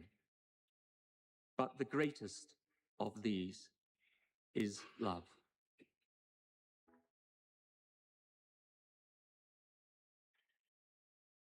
Diana explained to me once that it was her innermost feelings of suffering that made it possible for her to connect with her constituency of the rejected. And here we come to another truth about her. For all the status, the glamour, the applause, Diana remained throughout a very insecure person at heart, almost childlike in her desire to do good for others so she could release herself from deep feelings of unworthiness, of which her eating disorders were merely a symptom. The world sensed this part of her character and cherished her for her vulnerability, whilst admiring her for her honesty. There is no doubt that she was looking for a new direction in her life at this time. She talked endlessly of getting away from England, mainly because of the treatment that she received at the hands of the newspapers.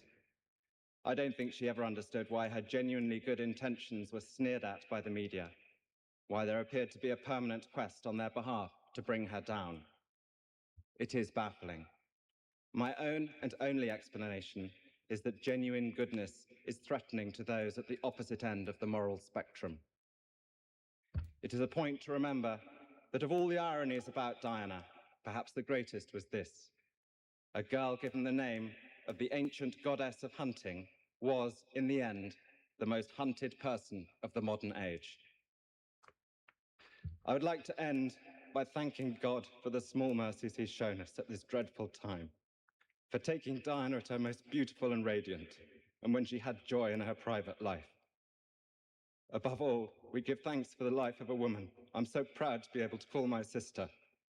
The unique, the complex, the extraordinary and irreplaceable Diana, whose beauty, both internal and external, will never be extinguished from our minds.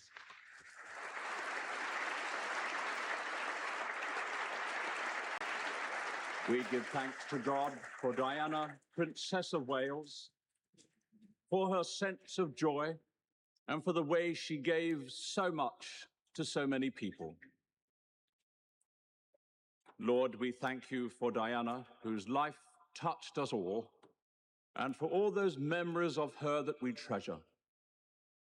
We give thanks for those qualities and strength that endeared her to us, for her vulnerability, for her radiant and vibrant personality, for her ability to communicate warmth and compassion, for her ringing laugh, and above all, for her readiness to identify with those less fortunate in our nation and the world. Lord of the loving, hear our prayer. We pray for those most closely affected by her death, for Prince William and Prince Harry, who mourn the passing of their dearly loved mother, The Princess will be especially missed by the many charities with which she identified herself. We recall those precious images, the affectionate cuddle of children in hospital, that touch of the young man dying of AIDS, her compassion for those maimed through the evil of landmines, and many, many, many more. Our Father, who art in heaven, hallowed be thy name. Thy kingdom come, thy will be done, on earth as it is in heaven. Give us this day our daily bread, and forgive us our trespasses, as we forgive those who trespass against us. And lead us not into temptation, but deliver us from evil. For thine is the kingdom, the power, and the glory, forever and ever. Amen.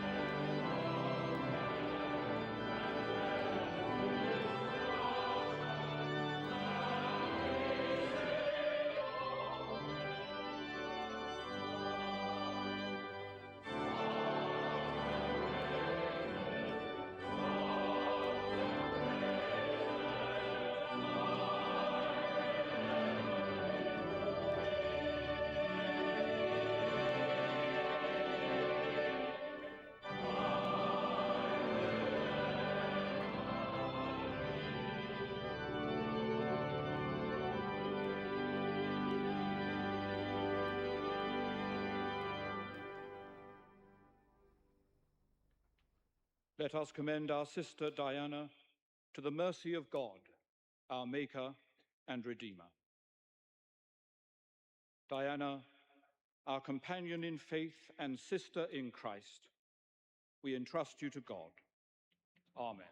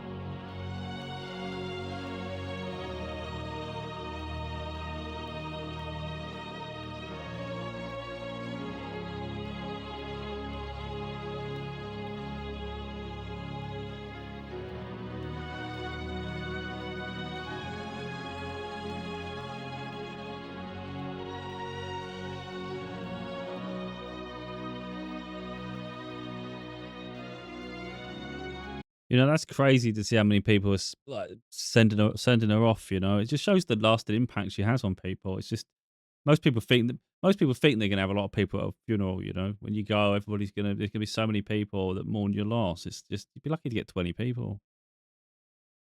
Literally, got streets and streets of it. You know, I mean, when the Queen died, it was manic as well. Like, it was crazy because you know we've been used to that face. You know, that in the head for so long. I think it's the 40s or something. I don't know when the 50s. Anyway, she's been around for so long. That's all we ever knew, you know. On every coin, every note we had, it was always the Queen. So that was pivotal, you know. But it's just that she wasn't even a princess anymore. Yeah, I just think it speaks volumes.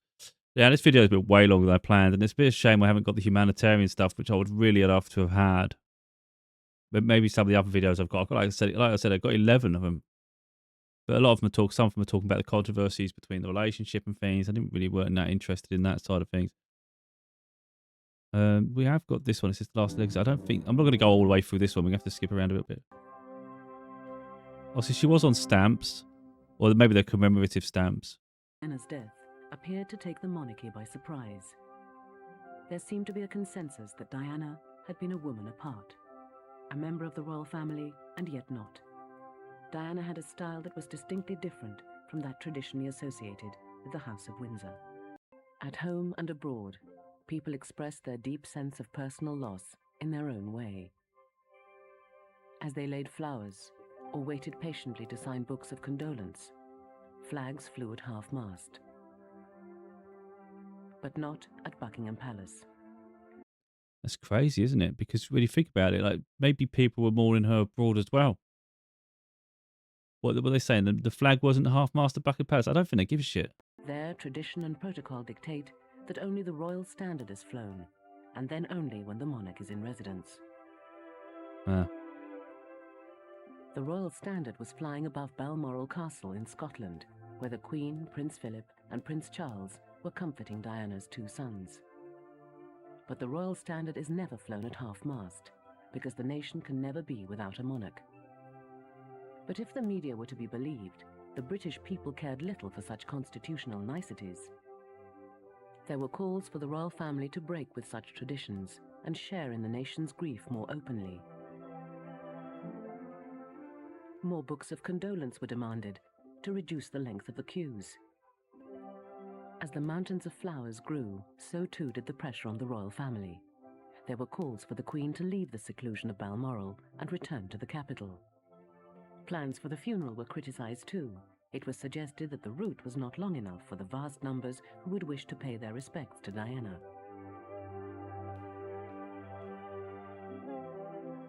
So when the Queen, Prince... Oh, so they were planning to make it something smaller. They didn't, just get it out of the way. I mean, that's the impression it gives off. Philip and Princes William and Harry inspected the hundreds of floral tributes outside the gates of Balmoral Estate. There was a sense that the royal family was at last responding to the wishes of the people. And on this occasion at least, their grief was not to be entirely hidden by the monarchy's traditional stiff upper lip. Diana may sometimes have seemed out of step when she showed or declared her feelings in public. But now it was the House of Windsor that seemed to be caught on the wrong foot. But constitutional monarchies do not survive by being unresponsive to public mood. In an unprecedented break with custom, the Queen's press secretary went on record to say the Queen was deeply hurt by suggestions that the royal family did not share the nation's grief. Prince Andrew and Prince Edward visited St. James's Palace to inspect the thousands of tributes left in memory of Diana and to meet some of the mourners. And 5 days after Diana's death, the Queen and Prince Philip finally returned to London.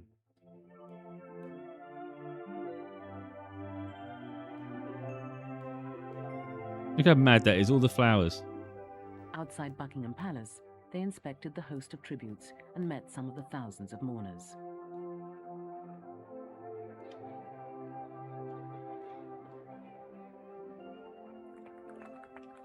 Prince Charles took William and Harry to perform the same duty outside Diana's home at Kensington Palace. That's a lot of strain to put on two young boys, especially Harry. I noticed Harry was struggling like crazy. People could think people can look that the wrong way and maybe think he was being ignorant, but I could see what it was. He didn't. You don't want to mourn publicly. It's an event to some people. To them, it's their mother's gone. Who wants it in the public like this?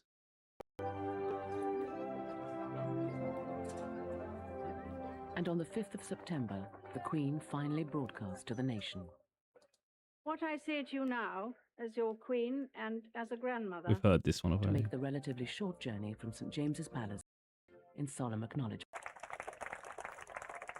To detect not a lot of explosives. And by seeing it firsthand, she could then speak from the heart. This is what I wanted, humanitarian has stuff. said you're a loose cannon by supporting this campaign. Do you have any reaction to that? She was accused, I think, at that time of being a loose cannon. That couldn't have been further from the truth, because she was wholly working to the Red Cross agenda. And we had cleared this with the Foreign Office before we went. So there was no question of her being a loose cannon or taking a political side, one side or the other.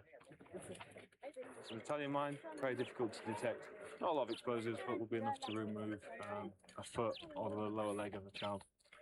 She was a brilliant communicator, and she made the point many times and made it extremely well that her job was to raise the profile as a humanitarian and to try and ensure that she had a firm grounding from which she could then continue to work within the campaign. Her contribution was more than just attracting the media attention. She had a real charismatic nature. She was able to talk to victims and make them feel good about themselves and give them some hope. She would leave people smiling and with hope. The impact of what she did was very dramatic indeed, and a very positive benefit to the 100 or more charities she was involved with. Diana's association with the campaign to ban anti-personnel landmines certainly gave it fresh impetus and attracted the world's media. The government will be announcing later today that we will ban the import, export, transfer and manufacture of anti-personnel landmines.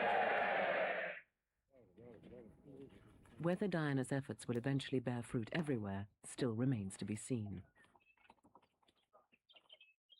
At the British Leprosy Mission, Director of Fundraising Nigel Slater is equally positive that Diana made a real difference to their work. People with leprosy are in many countries regarded as unclean, even cursed by God. And that stigma has been attached to leprosy since biblical times and still remains with us today. There is a tremendous amount of fear and ignorance surrounding the disease. She was on a visit to Indonesia and at our invitation went to visit a hospital we supported near Jakarta. And there she first saw leprosy patients. And I think she was extremely moved by their plight.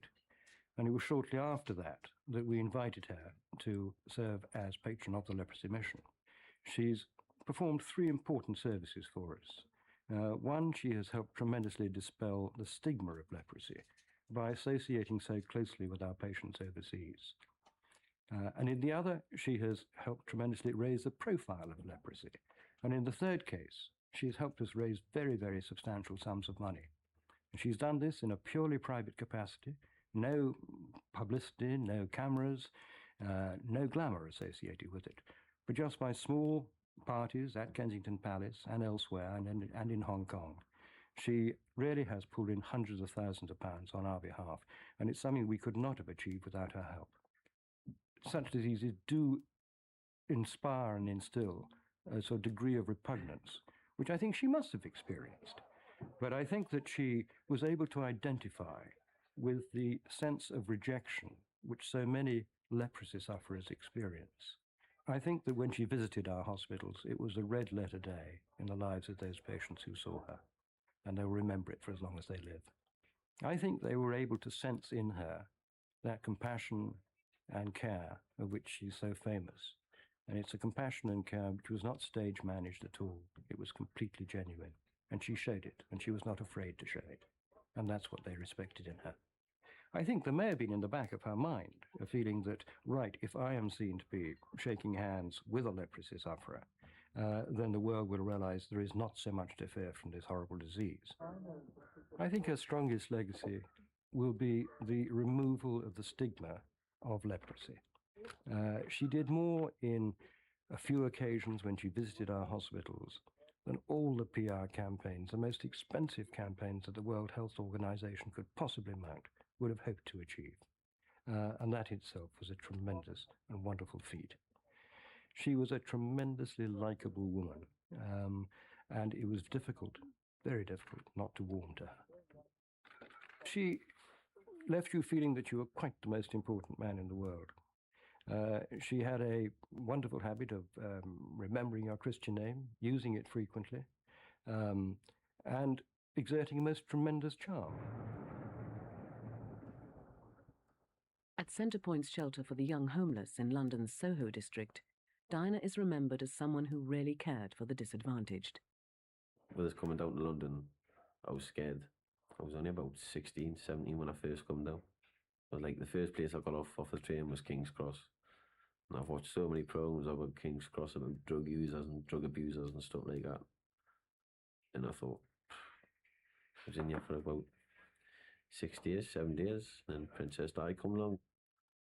She had an amazing ability to relate to the young people in our hostel. The hostel that I was working in when she came to visit was full of very difficult, damaged young people who were very hard to manage.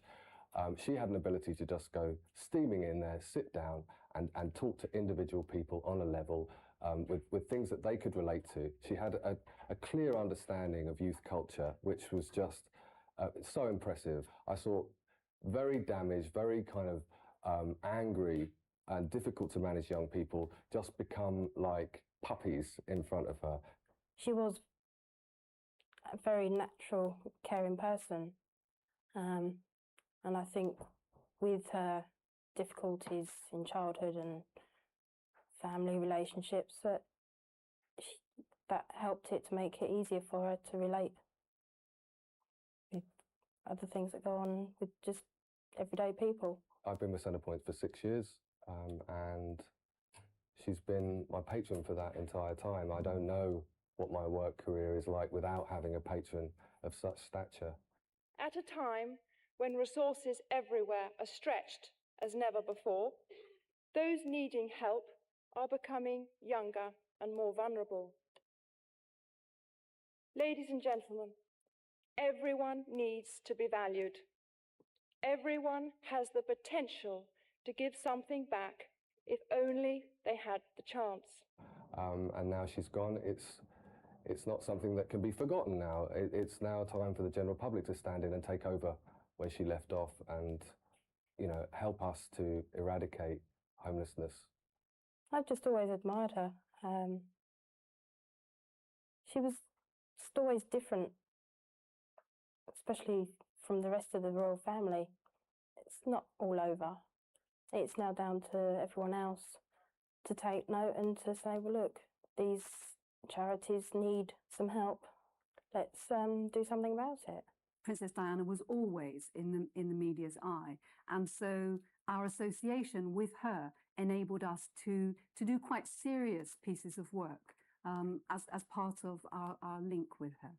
She knew the value of media attention. She knew what she was doing, and she was very clear with us about being prepared properly before an event. That she was helped into a situation and that she understood the background.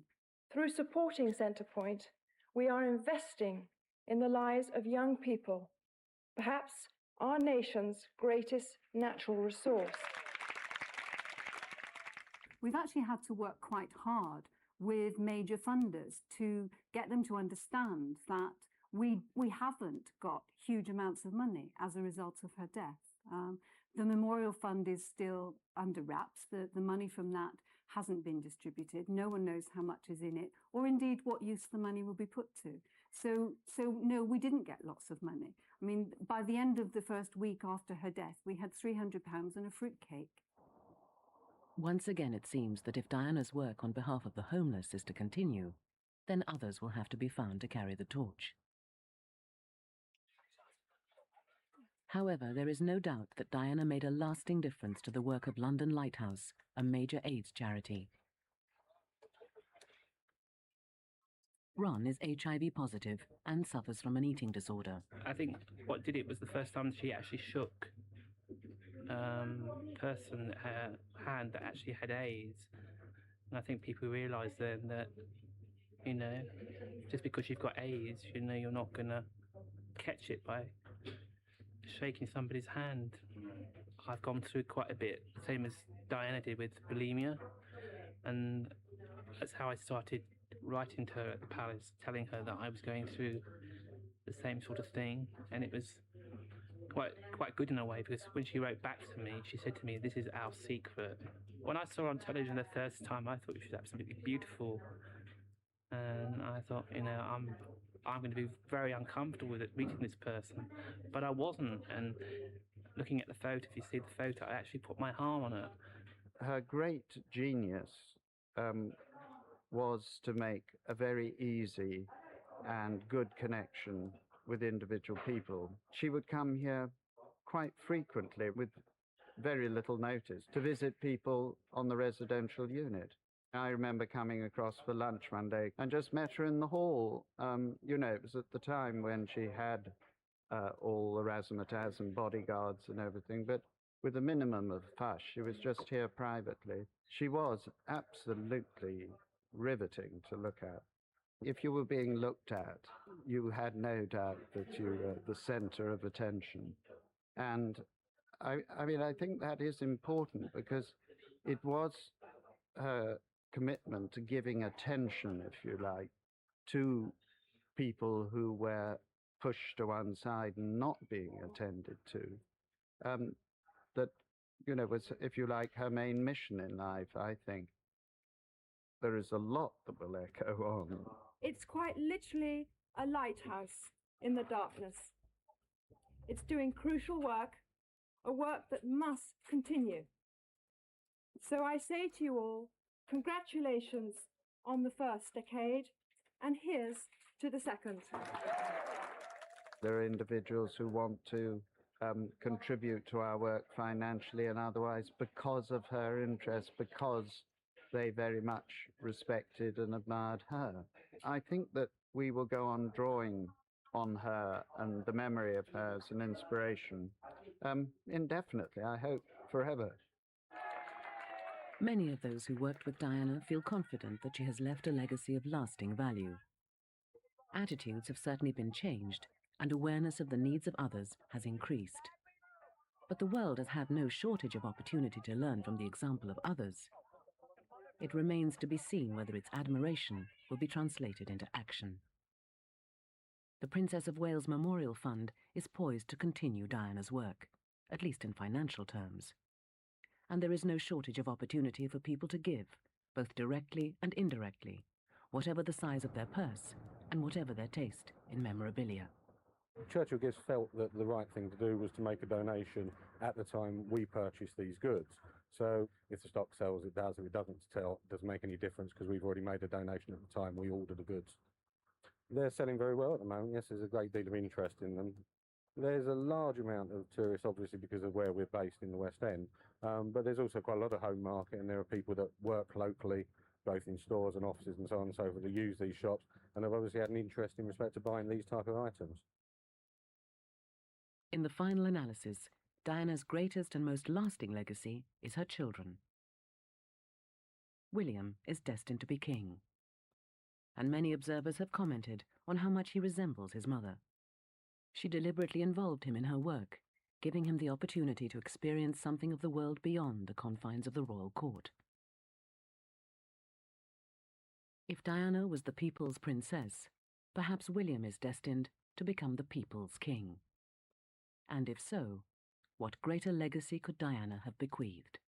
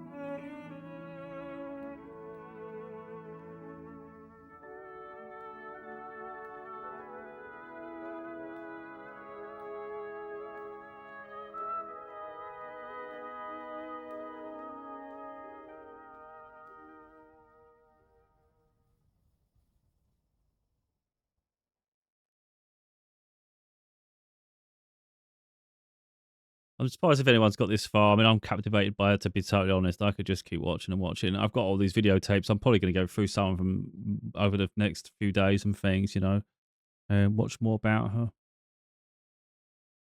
There's one thing I'm picking up on all of that, which I'm not sure if everyone else is, but is that, was she ever, like, this is the real sad thing with people that are genuinely kind, They give so much of themselves. But if you look at everything she's been, apart from her children, and of course she enjoyed what she did to an extent, but it drained her. It begs the question, when was she truly happy? How much of her life was happy? Again, you had your children, you're happy in those pockets, but it's not true. Like, it's happy in that moment, isn't it? But she's still got the weight of this relationship that's not really a relationship. It's marriage that's not really a marriage. And then by the time she's got divorced, she's got like a genuine, like, it's actually officially divorced. So they had to go through this separation period where you still had to keep up the theatrics of this marriage. When she was younger, she was in this boarding school. She didn't enjoy it. So she didn't enjoy childhood. She had a moment where she went to London, by what we've seen, and she started to make a life for herself. But that's work. That's hard work. You're grafting. She was helping children. So in pockets of the work, she's enjoying it. But when you think about it, like, when you talk about like being truly happy, it's for extended periods, isn't it? It's like, how happy am I? And when you think about it, you think, oh, I was happy. For that year was really great. I was so happy with my life. But because she's always had this, like, almost like a toxic like marriage, because it was never genuinely reciprocated love, she was prisoner to it. Because and then she's suppressed, because when you're married to someone with such importance and significance, because you're part of a royal family, which is something that's very, very regimented, and you don't have any power within that dynamic, your freedom is dissipated, isn't it? And yet, so while she's suffering inside, she must have been suffering so much inside. To be suffering so much inside and yet still find the energy and the time to help so many people and so many causes is so admirable. Like, it's crazy. And I get it, like, because I'm empathic myself, and I like to help people, and I'm good one-on-one with people. I can talk all day. I can get on with. I've always been like that my whole life. I can just meet anybody and get along with them, and have a moment with them. So I get that energy she has, but guess what? It also bothers me. It affects me too, because you give so much of your energy and it just drains you. It's not like a negative thing where you're going, oh, this is terrible. It's not, but you're just drained after. So let's say you're in a public setting, a group setting, and you're around people. You might enjoy it in the period, but it's every moment's just draining you. So by the time you pull yourself away, now you're absolutely exhausted. And you're exhausted for an extended period. So when they said that she gives herself so freely to do these causes and she's passionate about it, but then but she gets so exhausted from it, it's hard for her. It's like I totally understood it when they said that, and yet she still puts herself in it all the time. And that's when I just think, it's like she's moving mountains, And I think it's sad when people create these legacies where it's so impactful, especially societal changes, and a lot of times, sadly, it ends with them. So you create these charities, these causes, people invest in it. How many people are investing in it today? I don't know. Hopefully they're still thriving. But it begs the question, does it? Because she's no longer here. And it's easy to turn a blind eye and say it's no longer interesting now. I don't know. But, like I said, memories start to fade. And even I was forgetting about her, It's just, there's me saying about, like, Jesus in the past. I don't know who between Jesus and this generation who did profound, great things. There must have been people that, again, they've been lost throughout history, haven't they? And we nearly forgot about her. Well, at least I nearly forgot about her. And again, that's only because so much happens in that period, isn't it? Like, so much happens even in a 5-year period. So much change in the world. So you take it over about 20, 30 years, we're going, it's crazy. I was trying to look at it just now, like, with 2026, so it was, what, 30 years ago? So there's me thinking, no, it should be 66 now then. So imagine what she's done at 36 years old. It's crazy. And when we say that, like, she only would have had maybe 20 years of that to create change. But even then, I'd argue no, because the first 5 years would have been growing into the situation. So maybe she had 15 years of getting to create some change. But imagine what she'd been able to do with another 30.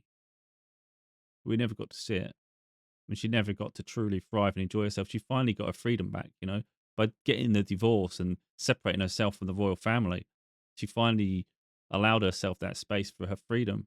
She gained it back, you know. And she didn't even get to embrace it, didn't get to enjoy it. As soon as she met someone of a different race, if you like, her life got taken away from her. Now, someone's at fault. Either there is a corruption that bleeds into conspiracy, or the photographers that were chasing her, the paparazzi, they're the ones at fault. Either way, some action has been taken here that's took away someone incredibly kind. And you saw like that all the flowers that were left behind, and that's only one location. I'm sure there were flowers. There'd be flowers all over the place. You know, they've been getting thrown on the cars, and who knows around the world. I think you know what it is. To put it into perspective, I think it was the film. Was it Armageddon or Independence Day? I think it was Armageddon. It's when something's happening, and like I think I don't know if the sky was changing or something, but it's just it may have even been Independence Day. One of them. It's the scenes switch to different regions around the world. And it might be Independence Day actually. I can't remember which one. Anyway, forget what film it is. But it switched to each region in the world. So you had parts of Asia, we had South America, you've got Europe, you've got America. I'm not sure if Africa was included, but it would be anyway. So at that moment, the world stood still. Everybody's looking. Doesn't matter where you are in the world. And I'm sure Princess Diana, had that effect at that moment when everybody found out the news that we'd lost her. I bet it shocked the life out of everybody. And, you know, like when it was her funeral, I think the world probably did stand still. It wasn't just Britain in mourning. I think the world was mourning her loss. Because again, I don't think there's that many beautiful people in the world. Like, pure heart. It just doesn't happen. How many people are genuinely doing really kind things nowadays? Everybody's looking for likes, looking for attention, validation, all those things. People just got so caught up in just being better than other people. It's almost like the rat race to have, rather than have acts of kindness and genuine care for one another, you know. Like I say, I think Michael Jackson epitomised that. So did Princess Diana. So we've lost two incredible people. Anyway, like I say, I didn't intend to even watch the videos that far. I was going to. My intention was to skip around, and the one we watched second was the one that covered more about her humanity, you know, the humanitarian things. But I was so engrossed in her life and learning about what she's been through, which I think was worth the time. Again, I don't expect anyone to have got this far, but I hope if they have, then of course you adore her just as much as I do. You know, it's just I felt in my heart like it's just she deserves my time. I deserve her time. Got the wrong way around. It deserves my time and attention to learn about her, which I've just done. And again, I've got other videos to watch. So I'm going to check them out. If they've related to the relationship with Charles, I'm not really going to go too deep with watching that, to be totally honest, because I can see how toxic it was anyway. Yeah, of course, anybody have their own opinion on the external, won't we, about this and that, but she's lived it. Anyway. Yeah, what a beautiful human being. Let's leave it with this one, shall we?